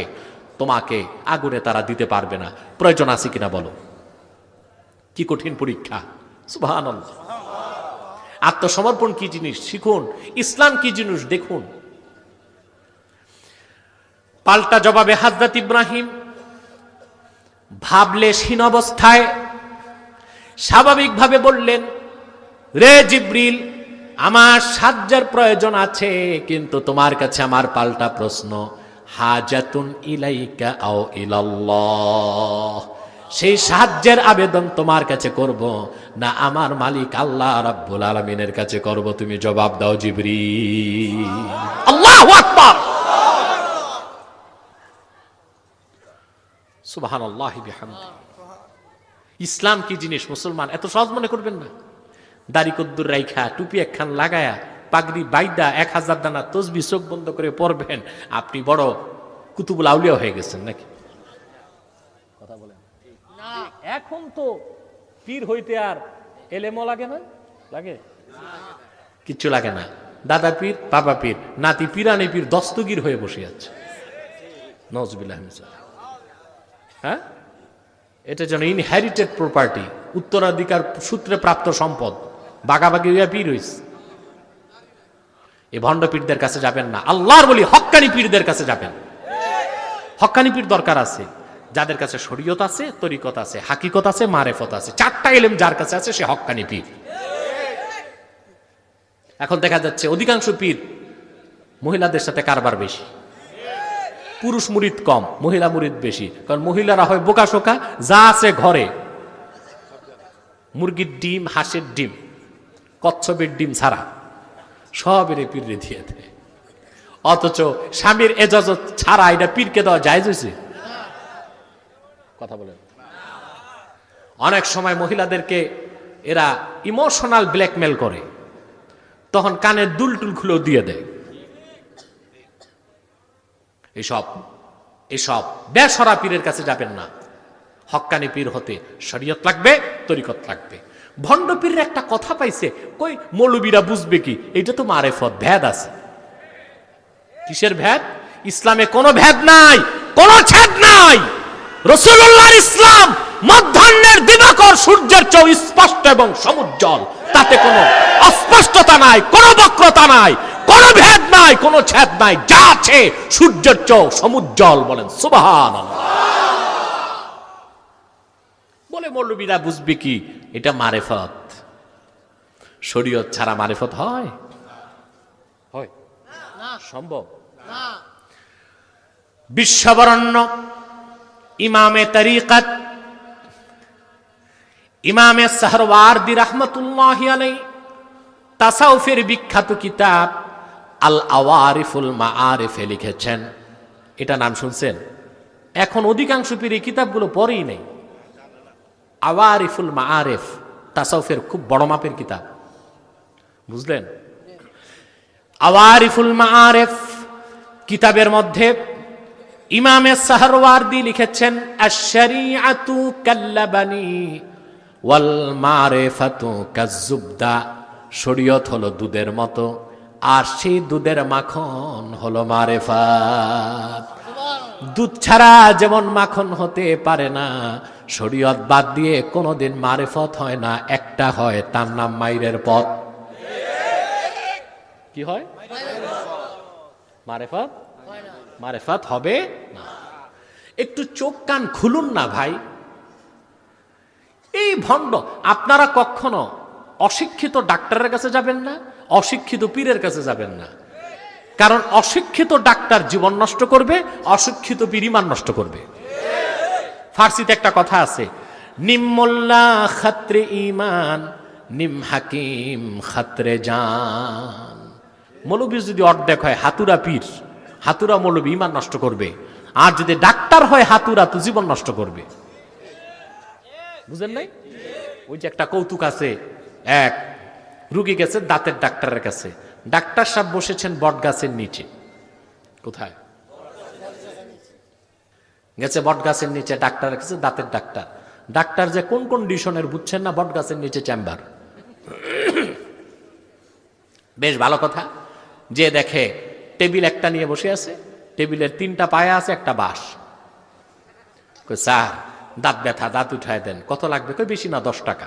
ভিজিটও 10 টাকা, খুব একটা বেশি না। বট গাছের নিচের ডাক্তার, তার তার যন্ত্র নাই, কামারের দোকানের কিছু সারাশি আছে না, এ দিয়ে খুব কসরত করে দাঁত একটা উঠেছে। উঠানোর পর এই লোক তো বেহুশ হওয়ার অবস্থা। 10 টাকা বের করছে, 10 টাকায় হবে না, 40 টাকা লাগবে। কেন স্যার? একটা দাঁত উঠাই তো ভিজিট 10 টাকা। তোমার চিৎকারে যে আমার 3 রুগী ভাগছে, মোট 40 টাকা। রুগী চিন্তায় পড়ে গেছে, দাঁত আসলাম পচা নড়ে দাঁত নিয়া, এটা তুলতে এত কষ্ট হইল। মিনজানিক চালু হয়ে গেল, রশি টানা হচ্ছে। হাজরত ইব্রাহিম যেখানে বসে আছেন, কাঠের হাতলটি ঘুরছে। রশি কেটে দিলেই তিনি আগুনে পড়ে যাবেন ছিটকে। ঝাঁপ দিয়ে কোথায় পড়বেন? আগুনের কুণ্ডলিতে। হযরত ইব্রাহিম আলাইহিস সালাম রশি যখন কেটে দেওয়া হলো, সহিহ বুখারীতে এসেছে, ইবনে কাসির কাসাসুল কোরআনেও লিখেছেন, হযরত ইব্রাহিম আগুনে যখন পড়বেন, আগুন তার শরীরে স্পর্শ হবার আগে তিনি একবার পড়লেন, হাসবি আল্লাহু ওয়া নি'মাল ওয়াকিল। সুবহানাল্লাহ। হাসবি আল্লাহ, আল্লাহই হলেন আমার জন্য যথেষ্ট, আর কারো সাহায্যের প্রয়োজন না। নি'মাল ওয়াকিল, তিনি সর্বোত্তম অভিভাবক, বলেন সুবহানাল্লাহ। সহিহ বুখারীতে এসেছে, ওয়ান আব্দুল্লাহ ইবনে আব্বাস রাদিয়াল্লাহু তাআলা আনহুমা আন্নাহু قال হাসবি আল্লাহ ওয়া নি'মাল ওয়াকিল ক্বালাহা ইব্রাহিম হিনা উলকিয়া ফিন নার। হযরত ইব্রাহিমকে যখন আগুনে নিক্ষেপ করা হয়েছে, তখন তিনি এই দোয়াটা পড়েছেন। এজন্য রাসূলুল্লাহ সাল্লাল্লাহু আলাইহি সাল্লাম উম্মতকে শিক্ষা দিয়েছেন সকাল বিকাল এই দোয়াটা 3 বার বা 7 বার করে পড়তে। হাদিসে আরেকটু বড় এসেছে, আমি আপনাদেরকে শিখাই দিচ্ছি, পড়েন আমার সাথে। فَإِن تَوَلَّوْا فَقُلْ حَسْبِيَ اللَّهُ لَا إِلَٰهَ إِلَّا هُوَ عَلَيْهِ تَوَكَّلْتُ وَهُوَ رَبُّ الْعَرْشِ الْعَظِيمِ। ফজরের পর যে ব্যক্তি 3 বার পড়বে আর মাগরিবের পর 3 বার পড়বে, আল্লাহ পাক 24 ঘন্টার জন্য তারে ফেরেশতা দিয়ে হেফাজতের ব্যবস্থা করে দিবেন। কোন বিপদ, কোন আপদ, কোন অনিষ্টতা, কোন জাদু, কোন জিন, কোন ধরনের টোটকা ফটকা শরীরের কাছেও আসবে না, বলেন সুবহানাল্লাহ। ফজরের পর আর মাগরিবের পর। কিন্তু আফসোস, আপনার অধিকাংশ লোক ফজরই পড়েন না। ঠিক কিনা? রাগ করছেন? পড়বেন কি করে? রাতের খাবার খান 12টা বাজে, ঘুমাইতে যান 2টা বাজে, ঠিক কিনা? ঘুম থেকে উঠেন সকাল 9টা বাজে, ব্রাশ করতে করতে 10টা, মোড়ামুড়ি 11টা, অফিসে যান 12টায়, অর্ধেক দিলেন ফাঁকি, বেতন নিলেন পুরা, ঠিক কিনা? প্রিয় ভাই বন্ধুগণ, হযরত ইব্রাহিম আলাইহিস সালাম চলে গেলেন আগুনে। সুবহানাল্লাহ, কি পরীক্ষা! ইসলাম কি জিনিস বুঝুন। ইবনে জারির তাবারি রাহমাতুল্লাহি আলাইহি বলেন, একটি বর্ণনায় 7 দিন, এক বর্ণনায় 3 দিন, আর এক বর্ণনায় 40 দিন তিনি আগুনের মধ্যে থাকলেন। কাসাসুল কোরআন ইবনে কাসির রাহমাতুল্লাহ নকল করেছেন, আজার ছাদের উপর দাঁড়িয়ে আগুনের কুণ্ডুলির দিকে খুঁজতে লাগলো, ইব্রাহিম কোথায়, কি অবস্থায়, জলে পুড়ে তো খাক হয়ে গেছে মনে হয়, হাড্ডি ছাড়া কিছু নাই। এমন সময় আজার দেখতে পেল আগুনের কুণ্ডুলির ভিতরে সুশোভিত একটি সবুজ বাগানের মধ্যে হযরত ইব্রাহিম হেঁটে বেড়াচ্ছে। আফসোস করে তখন আজার বলল, নি'মার রাব্বু রাব্বুকা ইয়া ইব্রাহিম। সত্যি ইব্রাহিম, তোমার রব আল্লাহ, তিনি একমাত্র রব, তিনি তোমাকে রক্ষা করেছেন আমাদের এই আগুনের অত্যাচার থেকে। প্রিয় ভাই বন্ধুগণ, নির্ধারিত সময় ইব্রাহিম আলাইহিস সালাম হাসতে হাসতে বেরিয়ে আসলেন। অসংখ্য মূর্তি পূজারী জড়বাদীর চোখের পর্দা সরে গেল, যে আসলেই তারকার পূজা, সূর্যের পূজা, নক্ষত্রের পূজা, প্রতিমা, প্রতিকৃতি, প্রতিচ্ছবি ও মূর্তির পূজা এটা বেহুদা কাজ ছাড়া আর কিছু নয়। রব একজন, তিনি আল্লাহ রাব্বুল আলামিন। মজার কথা, এইবার নমরুদ নরম হয়ে গেছে, দেখছে যে না, ইব্রাহিম আলাইহিস সালামের প্রবল ক্ষমতা, সেই ক্ষমতার সামনে নমরুদ ও তার জনগোষ্ঠীর ক্ষমতা তুচ্ছ এবং নগণ্য। এবার নমরুদ ইব্রাহিম আলাইহিস সালামকে ডাকছে সংলাপে। কোথায়? আগেই তো ডাকতে পারতো, আগুনে দেওয়ার আগে। কথা বলে না, বিতর্কে আগে বসতে পারতো না, সংলাপ করতে পারতো না, যে আসো ইব্রাহিম, তুমি কি বলতে চাও একটু শুনি, আমাদের তো শুনো, যেটা দলিল ভিত্তিক সেটা মানি আমরা। পারতো না?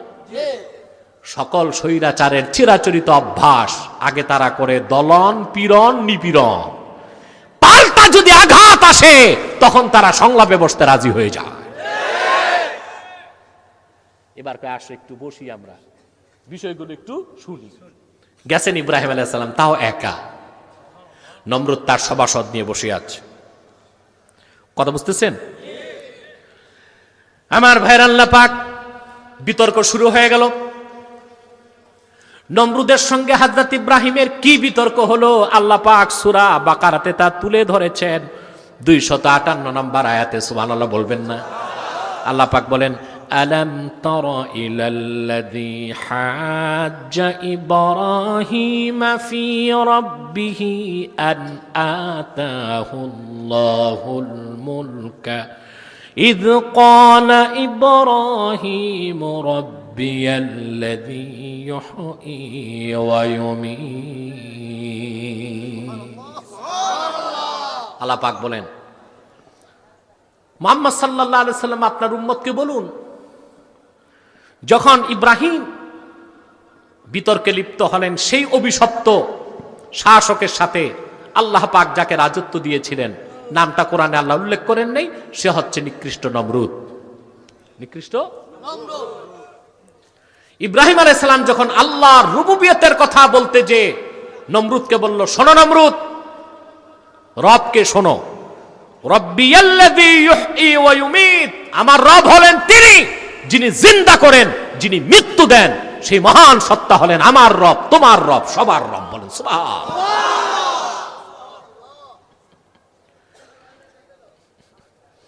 আমার ভাইয়েরা,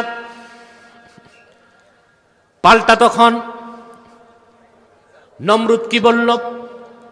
নমরুদ তখন বলল, ক্বালা আনা উহয়ী ওয়া উমীত, ক্বালা ইব্রাহিম ফাইন্নাল্লাহা يأتي بالشمس من المشرق فأت بها من المغرب فبهت الذي كفر والله لا يهدي القوم الظالمين.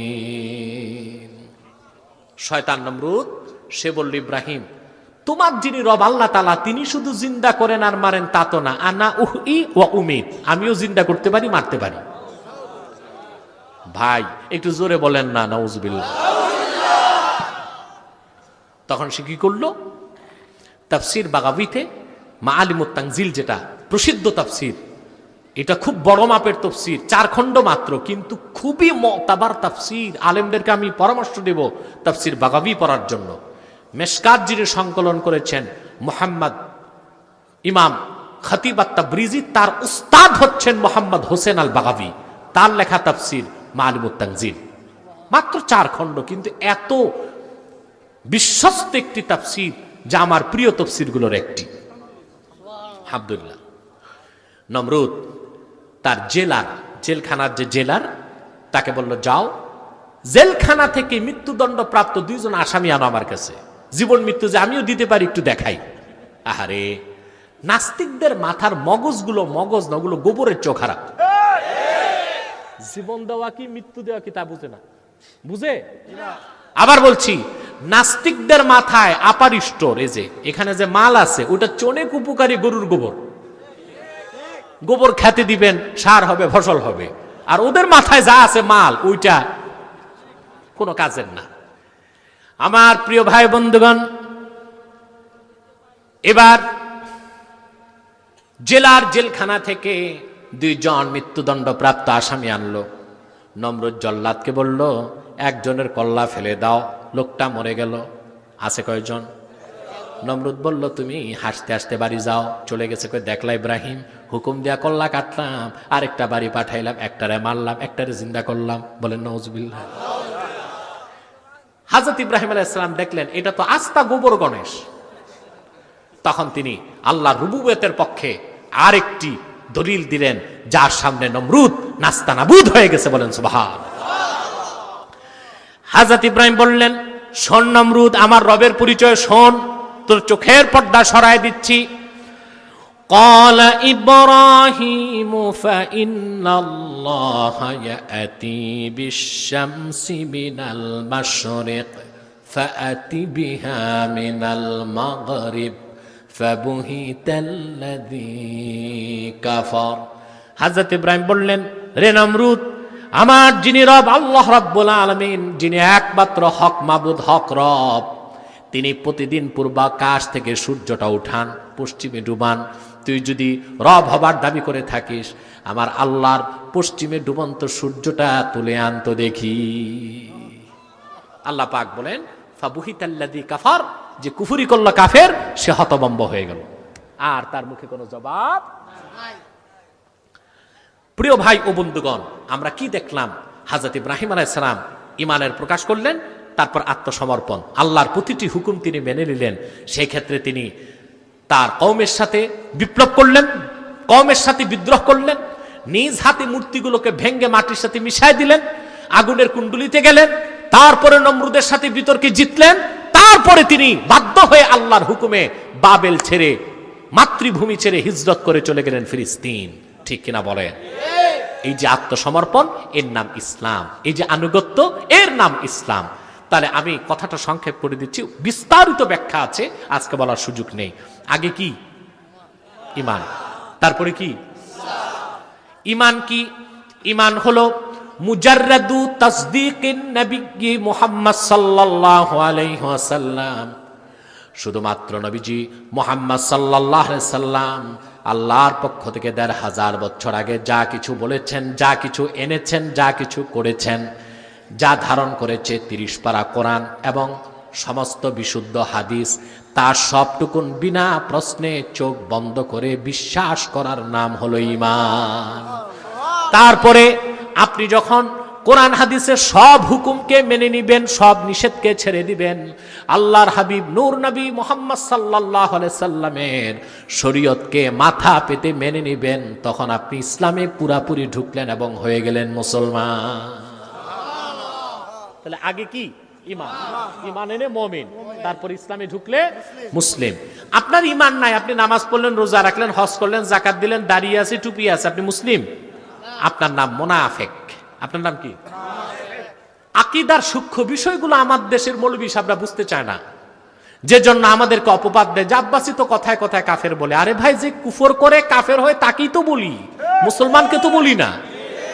তারপর অনেকে বলে, এখন বলাটা কমাইছে, আমরা তাদেরকে আদরে সাদরে বুঝাইছি, আলহামদুলিল্লাহ বুঝতেছে। বুঝবে না কেন? বলে যে কাফেরকেও কাফের বলা যায় না, এটা কই পাইছো?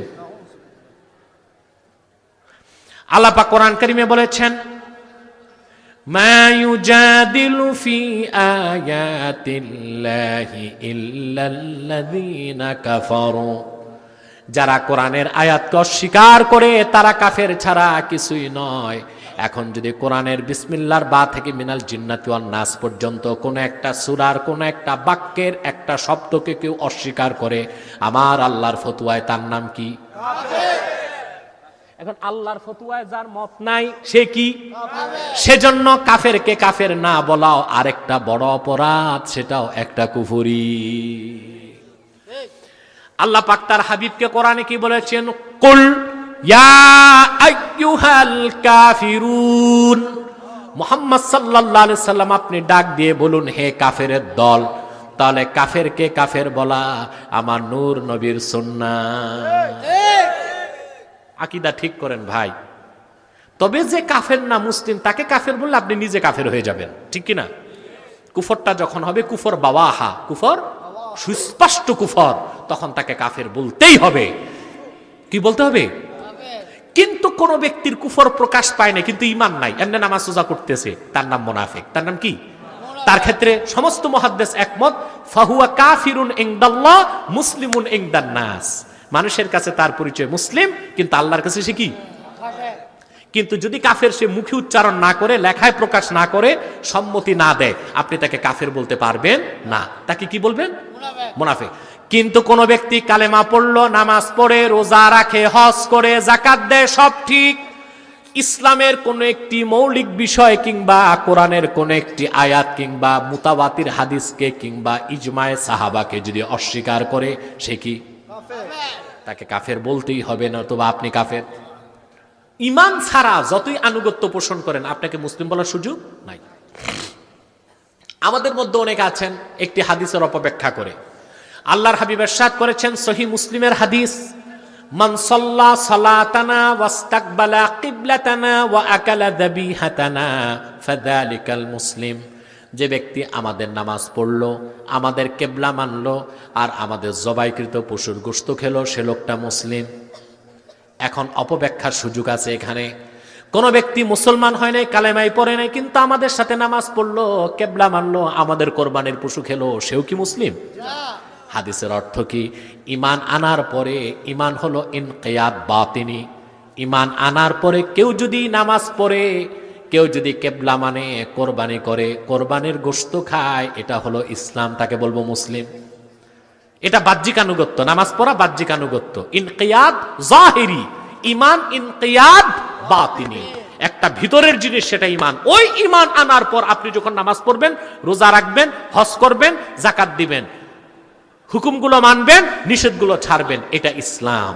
পুরা শরীয়তকে যখন মেনে নিবেন, আপনি পুরা ইসলামে ঢুকলেন, আপনি মুসলমান হয়ে গেলেন। আমি বুঝাতে পারছি? কথা বলে না। আল্লাহ বলেছেন, উদখুলু ফিস সিলমি কাফা। ঈমানদারগণ, শুধু ঈমান এনে বসে থাকলেই চলবে না, পুরা ইসলামে প্রবেশ করো, অর্থাৎ আমার হাবিবের পুরা দ্বীনে শরীয়তে প্রবেশ করো। এখন আপনাদেরকে আমি একটু হিসাব করতে বলবো। হিসাব করবেন?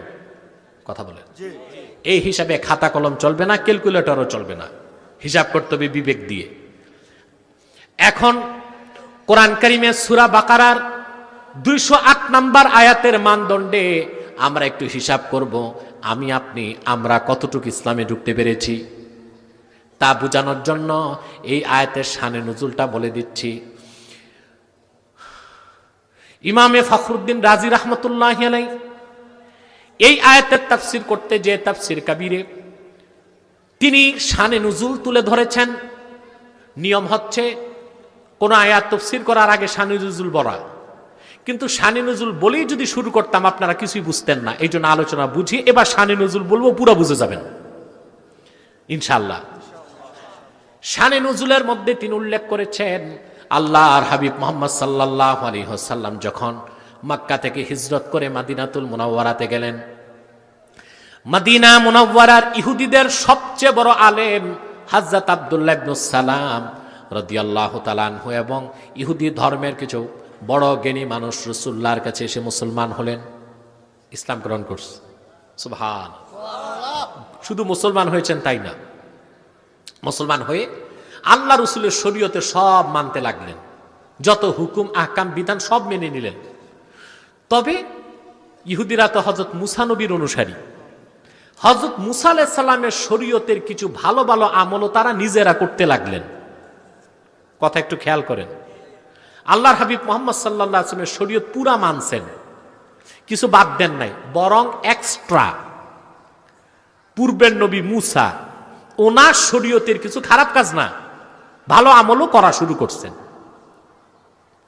আল্লাহ পাক বরদাস্ত করলেন না, সঙ্গে সঙ্গে সূরা বাকারায় 208 নম্বর আয়াত নাজিল করে ঘোষণা করলেন, ইয়া আইয়ুহাল্লাযীনা আমানু দুখুলু ফিস সিলমি কাফা। হে ঈমানদারগণ, হে আহলে কিতাব, তোমরা যারা ঈমান এনে মুসলিম হয়েছো, মুমিন হয়েছো, আমার হাবিব মুহাম্মদ সাল্লাল্লাহু আলাইহি ওয়াসাল্লামের উম্মত হয়েছো, তোমরা পরিপূর্ণ ইসলামে প্রবেশ করো। আমার হাবিব মুহাম্মদ সাল্লাল্লাহু আলাইহি ওয়াসাল্লামের উপর ঈমান আনার পরে শুধু ওনার শরীয়ত মানতে হবে, দিন মানতে হবে। পূর্বের নবী মুসা ঈসার শরীয়তের ভালো কাজ করারও কোনো অনুমতি নাই।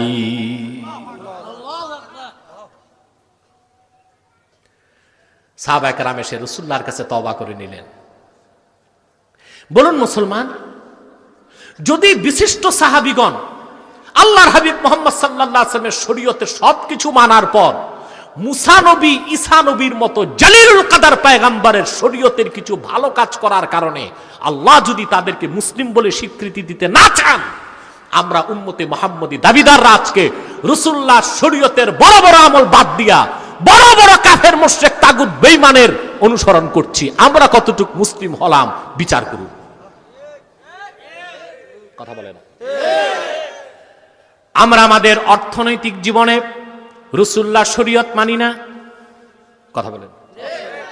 সাংস্কৃতিক জীবনে শরীয়ত মানি না, রাজনৈতিক জীবনে শরীয়ত মানি না, শিক্ষা জীবনের শরীয়ত মানি না, সংসার জীবনের শরীয়ত মানি না, ব্যক্তি জীবনের শরীয়ত মানি না। জীবনের একটা বিরাট অংশে আমরা মুসা নবী ঈসা নবীর মতো ভালো মানুষ না, অ্যারিস্টটলের মতো, Archimedes, Pythagoras, Ptolemy, Abraham Lincoln, George Washington, Bertrand Russell, Karl Marx, Lenin, Stalin, এই রকম দুনিয়ার বড় বড় কাফের মুশরিক তাগুতের অনুসরণ করছে। আমরা কি আদৌ মুসলমান হতে পারলাম না, মুনাফিক রয়ে গেছি? চিন্তা করেন, কথা বলেন। আমরা মুমিন হলেও পুরাপুরি মুসলিম হতে পারি নাই। মুসলিম হইছি যে কাগজের বাগের মতো লেভেলের মুসলিম, এজন্য মার খাই, বিজাতির হাতে অপমান হচ্ছে আমরা, ঠিক কিনা বলে? অতএব আমাদেরকে একটা রং ধরতে হবে, ঠিক কিনা? শরীয়তের রং, দ্বীন ইসলামের রং, আর কোন রং আমাদের চরিত্রে, আকীদায়, বিশ্বাসে, আমলে আসতে দিব না। সেজন্যই কবি গালেব এইসব মুনাফেক মুসলমানদেরকে তিরস্কার করে বলেছেন, দো রঙ্গি ছোড় দে এক রঙ্গ হো যা, সরাপা মোম বন ইয়া সঙ্গ হো যা। মুনাফেকরা দুই রং ছাড়ো, এক রং ধরো। হয় কোরআন সুন্নাহর রঙে রঙিন হয়ে মোমের মতো গলে খাঁটি মুসলমান হও, নতুবা কাফেরের মতো শক্ত পাথর হয়ে পুরা কাফের হয়ে যাও। কিছু ইসলাম, কিছু অন ইসলাম, কিছু দিন, কিছু বদ্দিন, কিছু ইমানদারি, কিছু নাফরমানি, এটা মুসলিমের চরিত্র না, এটা নির্ভেজাল মুনাফিকের চরিত্র। সেই মুনাফিকি থেকে নিজকে মুক্ত করে পরিপূর্ণ ইসলামে যদি ঢুকতে পারি, আল্লাহর পবিত্র সত্তার কসম, গোটা বিশ্বের নেতৃত্ব মুসলমানের পায়ের তলায় চলে আসবে। আমরা মার খাবো না।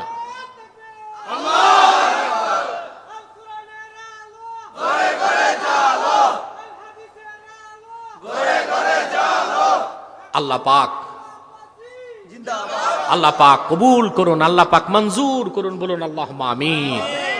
আমরা পরিপূর্ণ মুসলিম হতে চাই, জীবনের সকল ক্ষেত্রে শরীয়তের অনুসরণ করব। যদি কখনো ঠেকে যায় শরীয়ত বিরোধী কাজে, ওটাকে ঘৃণা করব, করলেও আদর্শ হিসেবে গ্রহণ করা যাবে না। আপনি এক জায়গায় গেছেন, এখন দেখলেন মরে যাবেন, খাদ্য নাই, মরা গরু পড়ে আছে, একটু গোস্ত টোস্ত নিয়ে খায়া নিলেন, ওই সময় চলবে, হারামটা হারাম হিসেবে।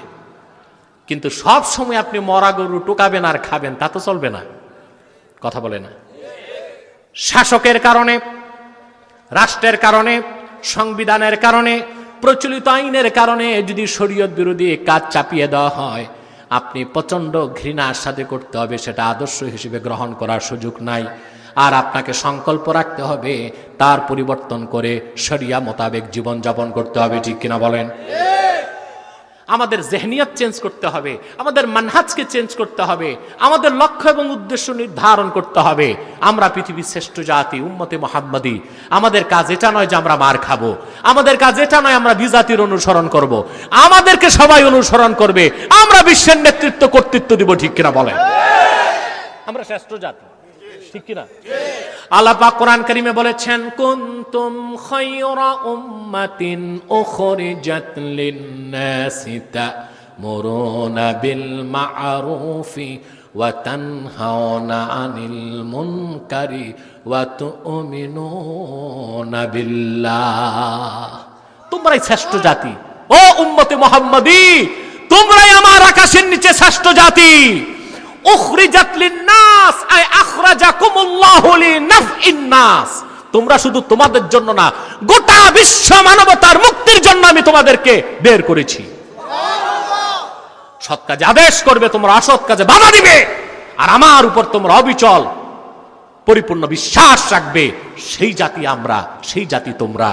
আমরা আমাদের জাতি সত্তাকে ভুলে আজকে বিজাতির গোলামি করছি, শয়তানের পদাঙ্ক অনুসরণ করছি বলেই আজ আমাদের ভাগ্যের নির্মম পরিহাস, বাতিলের হাতে আমাদের মার খেতে হচ্ছে। ঠিক কিনা বলেন? বেঈমানের রক্তচক্ষু দেখতে হচ্ছে, আর আমরা আমাদের ইজ্জত ও সম্মান থেকে দূরে সরে পড়ে গিয়েছি। আবার ফিরে তাকাও মুসলমান আল্লাহর কোরআনের দিকে, আবার রাসূলুল্লাহ শরীয়তকে আদর্শ হিসেবে গ্রহণ করে নাও। সারা দুনিয়ার তাগুত, কাফের, মুশরিক, বেঈমান, নাস্তিকরা পালাবার সুযোগ খুঁজে পাবে না। এই জমিনের নেতৃত্ব কর্তৃত্ব তোমাদের হাতে আল্লাহ তাআলা তুলে দিবেন। নারে তাকবীর, আল্লাহু আকবার, নারে রিসালাত, ইয়া রাসূলুল্লাহ, কুরআন সুন্নাহর আলো ঘরে ঘরে জালো, আল কুরআনের শত্রুরা হুঁশিয়ার সাবধান। নারে তাকবীর, আল্লাহু আকবার, নারে রিসালাত, ইয়া রাসূলুল্লাহ। আল্লাহ পাক কবুল করুন, আল্লাহ পাক মঞ্জুর করুন, বলুন আল্লাহুম্মা। আমি যে বার্তা, যে মেসেজ কোরআন কারীম থেকে দিলাম, মাথায় ঢুকছে? সারা রাত আর শুনে লাভ নাই, কিছু মেসেজ নিয়ে বাড়ি যেতে হয়। আমরা কিন্তু মেসেজ নিয়ে বাড়ি যাই না। মেসেজ নিব কেমনে? যদি 4 ঘন্টা ওয়াজ চলে, তখন আর ওয়াজ থাকে না, আবার শুরু হয়। কি শুরু হয়? আওয়াজ। আবার শুনতে মজা, কাজের কাজ কিচ্ছু না। কাজের কাজ কিছুই না, ঠিক কিনা? আমাদের শ্রোতারাও আওয়াজ শুনতে যায়, কোন বক্তার গলা কত মোটা না সুন্দর, ঠিক কিনা? কে কত হাসাইতে পারে, কে কত কান্দাইতে পারে, আর ভঙ্গিমা। ঠিক বলছেন। এই জন্য জাতির পরিবর্তন হচ্ছে না। বাংলাদেশের যে ওয়াজ মাহফিল হয়, সবাই যদি কোরআন সুন্নাহ থেকে কথাগুলো বলতেন, বহু আগেই বাংলাদেশে কাঙ্ক্ষিত ফলাফল আমরা পেয়ে যেতাম। ঠিক কিনা? আল্লাহ তাআলা তৌফিক দান করুন, বলুন আল্লাহুম্মা আমিন। কত বড় সম্পদ আল্লাহ আমাদেরকে দিয়েছে, আপনি চিন্তা করতে পারবেন? সুবহানাল্লাহ। মহাবিশ্বের বিস্ময় এই কোরআন। এত বড় দৌলত, এত বড় সম্পদ আমাদের কাছে থাকতে আমরা মার খেতে চাই না, ঠিক কিনা? আমরা আমাদের সোনালী ইতিহাস যেমন ছিল, সোনালী যুগের ইতিহাস, ওই রকম শক্তি সামর্থ্য চাই। সব আছে আমাদের, শুধু প্রয়োজন সদিচ্ছার। সব আছে আমাদের, শুধু প্রয়োজন ঐক্যের। আল্লাহ তৌফিক দান করুন। বলেন আল্লাহুম্মা আমিন। বলেন আল্লাহুম্মা আমিন। তাহরিকে খাতমে নবুয়ত বাংলাদেশের ব্যানারে সারা বাংলাদেশে ঐক্যের আওয়াজ উঠেছে। আল্লাহ পাক যেন কবুল করেন। আমি বলে যাচ্ছি বর্তমানে, এটা আমার বর্তমান স্লোগান, মাসলাক যার যার, দিন ইসলাম সবার। ঠিক কিনা? এই মুহূর্তে বাংলাদেশ এতটা ক্রান্তিকাল অতিক্রম করছে, এখন আর টুপি নিয়ে ঝগড়ার সময় নেই, জুব্বা নিয়ে ঝগড়ার সময় নেই। আগে ঘর বাঁচাও, তারপর ভাই ভাই ঝগড়া আগেও করছি, সামনেও করা যাবে। কি বলেন? একটি ঘরে 5টি ভাই যদি থাকে, ঝগড়া থাকে, শত্রু যদি ঘরে আগুন দিতে আসে, ভাইরা ঝগড়া করে না শত্রু দমন করে? বিদেশি বিজাতিদের চোখ পড়েছে সোনার বাংলায়। এদেশের অগ্রগতি উন্নতি তাদের বরদাস্ত হচ্ছে না। বিদেশি ইহুদি গোয়েন্দা সংস্থা, পৌত্তলিক গোয়েন্দা সংস্থাগুলো এক হয়েছে বাংলাদেশে ইসলামের উত্থানকে ঠেকাবে। ডি ইসলামাইজেশন, ওরা চাচ্ছে ইসলাম মুক্ত একটা বাংলাদেশ। তা আমরা হতে দিব না। সোনার বাংলার মানুষ 47-এ ব্রিটিশ খেদা আন্দোলনে রক্ত দিয়েছে, 52 সালে ভাষা আন্দোলনের দাবিতে রক্ত দিয়েছে, 71 সালে দেশের স্বাধীনতার দাবি আদায়ে রক্ত দিয়েছে। ইসলামের সুমহান স্বার্থ রক্ষায়, ইসলামের অধিকারকে রক্ষায় বাংলাদেশের দলমত নির্বিশেষে সকল মুসলমান আরেকবার রক্ত দিতে প্রস্তুতি নিতে হবে প্রয়োজনে।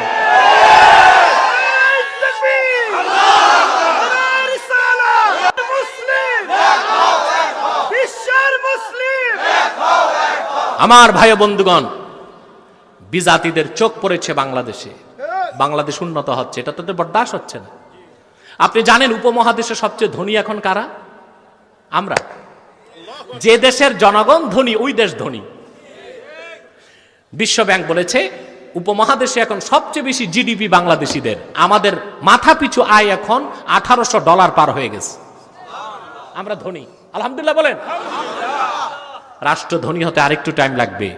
এটা ইসলামের শত্রু যারা, মুসলমানের শত্রু যারা, তাদের দেশ বাংলাদেশ, এই জন্য বাংলাদেশের শত্রু তারা। তারা এটা বরদাস্ত করছে না। চাচ্ছে বাংলাদেশে একটা গৃহযুদ্ধ করতে, চাচ্ছে বাংলাদেশে ওলামায়ে কেরামের মধ্যে দ্বন্দ্ব সৃষ্টি করতে। তখন সুযোগ হয়, কারণ বিজাতিদের একটা পুরনো নিয়ম, ডিভাইড এন্ড রুলস, ভাগ করো শাসন করো। বুঝেন নাই? তা আমরা হতে দিব না। কি আওয়ামী লীগ, কি বিএনপি, কি জাতীয় পার্টি, কি জামাত, কি কওমি, কি আলিয়া, সমস্ত দলের মুসলমান, সমস্ত মাসলাকের ওলামায়ে কেরামকে ঐক্যবদ্ধ হতে হবে বাংলাদেশে আল্লাহর দ্বীনের স্বার্থকে প্রতিষ্ঠিত করার জন্য। এই ক্ষেত্রে এখন যারা দ্বন্দ্ব সৃষ্টি করবে, বুঝবেন তারা পারসেজ হয়ে গেছে। দেখবেন এখন অনেক ভণ্ড পীরের অনুসারীরা আমাকে গালিগালাজ করছে মিডিয়াতে, কয় আব্বাসী তো ওহাবি হয়ে গেছে। আমি যদি ওহাবি হইতো সুন্নিকে বাংলাদেশে, ওহাবি কি তাই জানে না। ওরা তো না সুন্নি, না ওহাবি, না ইহাবি, না উহাবি, কুছবি নেই, ইমানই নাই, শিরক করে, কুফর করে। ঠিক কিনা? এরা গালিগালাজ করছে, আমি সেদিক তাকাই না, কারণ ওইটা দেখবো না কাফের মুশরিক নাস্তিক ঠেকাবো, ওটা দেখার দরকার নাই। ওটা দেখতে আমার ছাত্ররা আছে। ঠিক কিনা? আর কাফের মুশরিক নাস্তিকদের বিরুদ্ধে লড়াইতে সারা বাংলাদেশের মুসলমানের দোয়া আমার সাথে আছে। এই দোয়া চাই আপনাদের কাছে। আল্লাহ কবুল করুন, আল্লাহ মঞ্জুর করুন, আল্লাহ তাআলা কবুল ফরমা খেদমতকে, আমাদের তাহরিকে খাতমে নবুয়তকে কবুল করুক আল্লাহ তাআলা। বলেন আল্লাহুম্মা আমিন। প্রিয় ভাই বন্ধুগণ, আর কষ্ট দিচ্ছি না, অনেক রাত হয়ে গেছে। সাদাকাল্লাহুল আযীম ওয়া সাদাকা রাসূলুহুন নবিয়ুল কারীম ওয়া নাহনু আলা যালিকা মিনাশ শাহিদিন ওয়াশ শাকিরিন আলহামদুলিল্লাহি রাব্বিল আলামিন। আমি সবসময় আপনাদেরকে একটি কথা তাকিদ দিয়ে থাকি যে আপনারা যে দলই করুন না কেন, যে পীরের মুরিদি হন না কেন, আপনারা খাতমে নবুয়তের আন্দোলন করতে হবে। ঠিক কিনা? এটা ফরজ। এটা কি? পীরের কাছে যাবেন, ওটা নফল। ওটা কি? এরপরে আপনি ওয়াজ মাহফিলে যাবেন, সেটাও অনেক ক্ষেত্রে, অধিকাংশ ক্ষেত্রে নফল। কিন্তু খাতমে নবুয়তের আন্দোলন করা ফরজ। বাংলাদেশের জন্য তো অনেক বড় ফরজ। ঠিক কিনা? বাংলাদেশ ফরজে আইন, বহুত আকেদ ফরজ। দেখুন, খাতমে নবুয়তের আন্দোলন যারা করে তারা আল্লাহর হাবিবের সেই উম্মত যারা শাফাত পাবে। আমি বহুবার বলেছি আপনাদেরকে, খাতমে নবুয়তের আন্দোলন সবচেয়ে বড় আন্দোলন, খাতমে নবুয়তের জিহাদ সবচেয়ে বড় জিহাদ। আপনারা তো জানেন ভাই, আমার নূর নবী সাল্লাল্লাহু আলাইহি ওয়াসাল্লামের জমানায় 80টির মতো যুদ্ধ হয়েছে, শুনছেন না? বদর, ওহদ, খন্দক, এরকম বড় বড় যুদ্ধ, সারিয়া, গাজওয়া, জুয়ুস, বুউস সব নিয়ে 80টির মতো। এতগুলো যুদ্ধে রাসূলুল্লাহর জমানায় ইসলামের পক্ষে এবং বিপক্ষে মোট মানুষ নিহত হয়েছে 10 বছরে মাত্র 1018 জন। কিন্তু ইয়ামানের ইয়ামামায় আবু বকর সিদ্দিকের জমানায় মিথ্যা নবুয়তের দাবি করেছিল কুখ্যাত মুসাইলামাতুল কাজ্জাব। ওই শয়তানটাকে হত্যা করতে খালেদ সাইফুল্লাহর নেতৃত্বে 30,000 সাহাবী গিয়েছিলেন। অবাক হয়ে যাবেন মুসলমান, মিথ্যা নবুয়তের দাবিদার মুসাইলামাকে হত্যা করতে যে একদিনের যুদ্ধে 2400 সাহাবী শাহাদাত বরণ করেছে। 750 কোরআনের হাফেজ শহীদ হয়ে গিয়েছেন সেই যুদ্ধে। 2400 সাহাবীর পবিত্র রক্ত ক্ষরণের পর আল্লাহ পাক বিজয় দিয়েছেন। মিথ্যা নবুয়তের দাবিদার মুসাইলামা ধ্বংস হয়ে জাহান্নামের কুকুরে পরিণত হয়েছে। তাহলে বোঝা যায় খাতমে নবুয়তের জিহাদ সবচেয়ে বড় জিহাদ, খাতমে নবুয়তের আন্দোলন সবচেয়ে বড় আন্দোলন, ঠিক কিনা বলেন? আমি ধন্যবাদ জানাই আপনাদেরকে, তাহরিকে খাতমে নবুয়ত বাংলাদেশের ব্যানারে খাতমে নবুয়ত আন্তর্জাতিক মহাসম্মেলন নারায়ণগঞ্জ ঈদগায় আপনারা গিয়েছেন। সকলকে আমি ধন্যবাদ জ্ঞাপন করছি। ভবিষ্যত প্রস্তুতির জন্য আপনাদের বলে রাখছি, কথা বুঝতে পেরেছেন? তাহলে খাতমে নবুয়তের আন্দোলন আপনাদের করতে হবে, সব সময় খাতমে নবুয়তের কর্মী হিসেবে কাজ করতে হবে। তারাও করবে, আপনারাও করবেন। রাজি আছেন না ইনশাআল্লাহ? আমি সুযোগ করে দেব আপনাদেরকে ইনশাআল্লাহ। আল্লাহ এক, আল্লাহর একত্বে কারো শরীক নাই। মুহাম্মদ সাল্লাল্লাহু আলাইহি ওয়াসাল্লাম আল্লাহর শেষ নবী। ওনার পরে আজ তক কোনো নবী আসে নাই, এখনো নাই, কিয়ামত তক আসবে না। এই বিশ্বাসটার নাম আকীদা খাতমে নবুয়ত। এই বিশ্বাস যার থাকবে না সে কি? শুধু কাফের না, কুখ্যাত কাফের। তাদেরকে যারা কাফের বলবে না, তারাও কাফের, তারাও কাফের। প্রিয় ভাই বন্ধুগণ, আমার আল্লাহ ও নূর নবী আমার মুহাম্মদ সাল্লাল্লাহু আলাইহি সাল্লামের ইসলাম ও কোরআনের হাজার হাজার হাজার বছর পরে শয়তান ইংরেজ জাতি, ইংরেজ আমলে এক শয়তানকে মিথ্যা নবুয়তের দাবি করিয়েছে। ওই শয়তানটা ছিল ভারতের কুখ্যাত পাঞ্জাবের কুখ্যাত গুরুদাসপুরের কুখ্যাত কাদিয়ানে। এই শয়তানটা নবুয়ত দাবি করেছিল। সে শুধু নবুয়ত দাবি করেছে তাই না, শয়তানটা বলেছিল 1857 সালে কোরআন বাজেয়াপ্ত হয়ে গেছে। সে বলতো মদ খাওয়া হালাল, শুকরের গোশত হালাল। ইংরেজদের 5 আটায় গোলামটার নাম রেখেছিল তার বাপ মির্জা গোলাম আহমদ কাদিয়ানি। সাবধান সাবধান, কাদিয়ানের কাজ্জাব মিথ্যা নবুয়তের দাবিদার মির্জা গোলাম শয়তান কাদিয়ানিকে গোলাম আহমদ বলা যাবে না, কারণ গোলাম আহমদ অর্থ আহমদ এর গোলাম। এইরকম কুখ্যাত কাফের শয়তান কখনোই গোলাম আহমদ হতে পারে না, কারণ গোলাম আহমদ অর্থ আহমদ এর গোলাম। এইরকম কুখ্যাত কাফের গোলাম আহমদ আহমদের গোলাম হতে পারে না। কোন কাফেরই গোলাম আহমদ আহমদ এর গোলাম হতে পারে না। আর কাদিয়ানের কাজ্জাব ছিল কুখ্যাত শয়তান ও কাফের। সে গোলাম আহমদ আহমদ এর গোলাম ছিল না, সে ছিল কুখ্যাত শয়তানের কুখ্যাত গোলাম। কাদিয়ানের কাজ্জাব মিথ্যা নবুয়তের দাবিদার মির্জা গোলাম শয়তান কাদিয়ানির উপর গজব এসেছে 1908 সালে। যখন গজব এসেছে কাদিয়ানের কাজ্জাব মিথ্যা নবুয়তের দাবিদার মির্জা গোলাম শয়তান কাদিয়ানি 1908 সালে ধ্বংস হয়ে কুখ্যাত জাহান্নামের কুখ্যাত কুকুরে পরিণত হয়েছে। তার অনুসারীরাও ধ্বংস হয়েছে। বর্তমানে কিছু কাদিয়ানি বাংলাদেশে আছে, যারা বিভিন্ন দফতরে বসে আছে। সরকারি দলও আছে, বিরোধী দলও আছে, পদ পদবি নিয়ে বসে আছে। আর কলে কৌশলে ইসলাম, মুসলমান এবং বাংলাদেশের স্বাধীনতার বিরুদ্ধে কাজ করে যাচ্ছে। তাদের তাদের অন্যতম একটা দালাল সংগঠন হলো, তাদের দালালি করে ঘাদানি, কাদিয়ানি, আর তাদের দালাল হলো ঘাদানি। কথা বুঝতে পেরেছেন? তাদেরকে নির্মূল করার জন্য সকল দলের মুসলমানকে ঐক্যবদ্ধ হতে হবে। কাদিয়ানিরা মানুষকে ধোঁকা দেওয়ার জন্য নাম পরিবর্তন করে করে মিথ্যা পরিচয় দেয়। কখনো নিজেদের পরিচয় দেয় আহমদী জামাত, কখনো বলে আহমদিয়া জামাত, কখনো বলে আহমদী সম্প্রদায়, কখনো বলে আহমদিয়া সম্প্রদায়, কখনো বলে আহমদী মুসলিম জামাত, কখনো বলে আহমদিয়া মুসলিম জামাত। সাবধান, যত কাদিয়ানি ছিল আছে থাকবে, তারা কেউ আহমদী জামাত নয়, আহমদিয়া জামাত নয়, আহমদী সম্প্রদায় নয়, আহমদিয়া সম্প্রদায় নয়, আহমদী মুসলিম জামাত নয়, আহমদিয়া মুসলিম জামাত নয়। তারা শয়তানি জামাত, কুখ্যাত জাহান্নামের কুখ্যাত কুকুরের দল।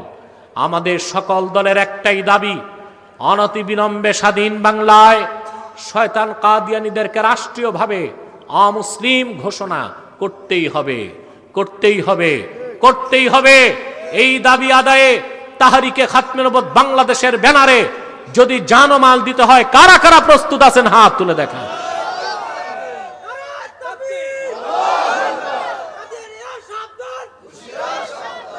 প্রিয় ভাই বন্ধুগণ, তাদেরকে অর্থনৈতিক সহযোগিতা করবেন না। করবেন? করেন আপনারা? করেন তো। প্রাণ কোম্পানির জিনিসগুলো তাদের, সেজান কোম্পানির জুস, RFL এর পণ্য এগুলো তাদের, প্রথম আলো, ডেলি স্টার, কালের কণ্ঠ এগুলো তাদের। এগুলো ধরবেন না, বেচবেন না, কিনবেন না। রাজি আছেন? মনে থাকবে? অন্য পণ্য কিনবেন আপনারা। প্রিয় ভাই বন্ধুগণ, বলতে পারেন অন্য পণ্য তো বিজাতিরই বেশি, কিন্তু মনে রাখবেন, হিন্দু ব্যবসা করে ব্যবসার জন্য, ইহুদি ব্যবসা করে ব্যবসার জন্য, খ্রিস্টান ব্যবসা করে ব্যবসার জন্য, আর কাদিয়ানীদের পুরা অর্থটা আসে ব্রিটেন থেকে। তারা ব্যবসার লভ্যাংশ পুরাটাই খরচ করে ইসলাম ও মুসলমানের বিপক্ষে, অন্যকে কনভার্ট করে অমুসলিম বানাবার ক্ষেত্রে। এই জন্য তাদের পণ্য দ্রব্য ধরা কিনা বেচা কোনো মুসলমানের উচিত হবে না। মনে থাকবে? প্রিয় ভাই বন্ধুগণ, বিদায় বেলা বলবো, আরেকটা ভয়ঙ্কর জীবাণু আপনাদের মধ্যে ছড়ায় যাচ্ছে, তবে সেটা করোনা নয়। করোনার ক্ষেত্রে তো আমি বলবো করোনা সে ডারো না, ভয় পায়েন না করোনা থেকে। এর চেয়ে মারাত্মক জীবাণু যেটা আপনাদের সমাজে এখন ঢুকে যাচ্ছে, সেটা হলো সুদ। সুদ, সুদ বেড়ে গেছে, এটা ঠিক না? শুধু বাড়ে নাই, অনেক বাড়ছে। এখন অনেক মানুষই, ভালো ভালো না মানুষ দেখি নামাজ পড়ে, রোজা রাখে, নামাজ পড়তে পড়তে কপালে বাটকারা হয়ে গেছে, সুদ খায়। কি খায়? ছেলে থাকে বিদেশ, 20 লাখ টাকা ব্যাংকে আছে, কাম নাই কাজ নাই, সুদ খায়, সুদ উঠায় খায়। আহা, সুদ খাওয়া আর নর্দমার ময়লা খাওয়া কি পার্থক্য আছে বলেন না? সুদ খাবেন না ভাই, সুদটা খুব বেড়ে গেছে, নাম বদল হয়ে গেছে তো সুদের। ইউনুস সাহেব নাম দিয়ে গেছে মাইক্রো ক্রেডিট, ক্ষুদ্র ঋণ, ঠিক কিনা?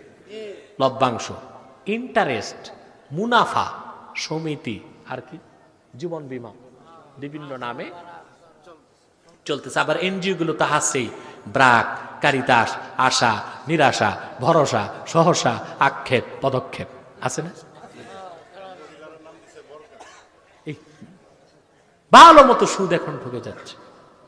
সুদ খাবেন না ভাই, সুদ খাবেন না। সুদের গুনাহ কত জানেন? আপনারা বলতে পারবেন একটা জিনিস, জেনাকার বড় গুনাহগার না সুদখোর? রাইট। বড় গুনাহগার কে? সুদখোর। জেনাকার বড় গুনাহগার, চরিত্রহীন লম্পট, সমাজে তারে বহিষ্কার করা হয়। কিন্তু তার চেয়ে বড় অপরাধী গুনাহগার সুদখোরকে সমাজে সভাপতি বানানো হয়, সেক্রেটারি বানানো হয়, মাতবরি দেওয়া হয়। এগুলো আপনাদেরকে বুঝতে হবে। সমাজের নেতৃত্ব কর্তৃত্ব সুদখোরকেও দিয়েন না, ঘুষখোরকেও দিয়েন না, তাহলে সমাজের 12টা বাজবে। কারণ রুটি বন্টনের দায়িত্ব যদি বানরকে দেওয়া হয়, ইঁদুরের ভাগে তো আর রুটি জুটবে না। ওই শুনছেন না, আমরা র্যাপিড রিডারে পড়েছিলাম ইংরেজি সাহিত্যে একটা গল্প, 2 ইঁদুর একটা রুটি চুরি করছে, ভাগ করতে নিছে বানরের কাছে। বানরকে আমি ভাগ করি, তোমরা বসো। চাবা এক উদ্দুর খাইয়া, কয়টা তো একটু ছোট হয়ে গেছে, আরেকটা খায়। কয়টা তো আর একটু বেশি ছোট হয়ে গেছে, এটা আর একটু খায়। খাইতে খেতে দোনো রুটির 2 টুকরাই শেষ। বেঈমান, সুদখোর, ঘুষখোর, মুনাফেক তাদেরকে সমাজের নেতৃত্ব কর্তৃত্ব কখনো দিবেন না, কারণ সুদখোর জানাকারের চেয়ে বড় গুনাহগার। আমার কথা মানলেন না? পরিষ্কার ফতোয়া স্বামীতে হাদিস নকল করেছেন ইবনে আবিদিন স্বামী, আকলু দিরহামিম মিনার রিবা আশাদ্দু মিন 33 জানিয়াতান ইয়াজনিহার রাজুল। 1 দিরহাম সুদ জেনে বুঝে খাওয়া 33 বার জিনা করার চেয়ে বড় গুনাহ হয়। কয় দিরহাম? আরব আমিরাতের 1 দিরহাম বাংলাদেশের 22 টাকা। এই 22 টাকা পরিমাণ সুদ কেউ যদি ইচ্ছায় জেনে খায় 33 বার জিনা করার চেয়ে বড় গুনাহ তার আমলনামায় লেখা হয়। এবার আপনারা বলেন সুদখোর বড় খারাপ না জিনাকার বড় খারাপ? সেই সুদ বাদ দিবেন, রাজি আছেন? একটু কষ্ট করে চলবেন, সুদ থেকে বাঁচতে পারবেন। আল্লাহ তাআলা আমাদেরকে রক্ষা করুন, বলুন আল্লাহুম্মা আমিন। আমি আর কষ্ট দিচ্ছি না, এক্ষুনি মুনাজাত করে ফেলবো ইনশাআল্লাহ। মহাব্বত, খুলুস, ইখলাসের সাথে আসুন আমরা একটু দরুদ ও সালাম পড়ে নেই। সাল্লাল্লাহু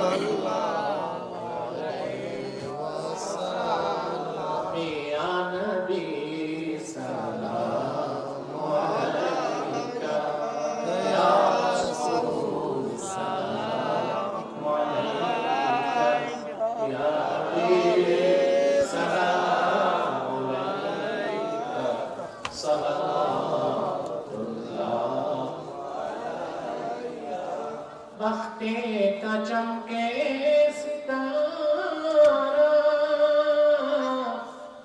हाजिरी का हो इशारा, देख कर रोज़ा प्यारा, फिर कहे हम खादिम तुम्हारा।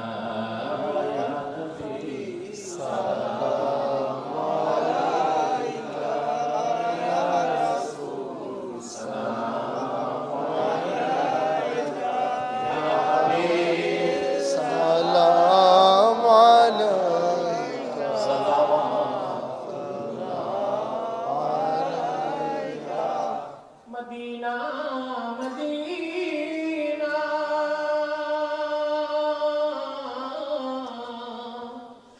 मोमिनों की गुनगुना है, दीदारे मदीना आशिकों की तमन्ना है। या नबी सलाम अलैका, या रसूल सलाम अलैका, या हबीब सलाम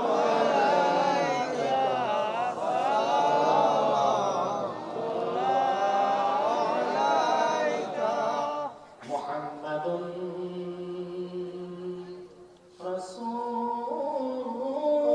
रसूलुल्लाह सल्लल्लाहु अलैहि वसल्लम, खतमल्लाहु बिहिन नबुव्वह व हकमन ला नबिय्या बअदहु।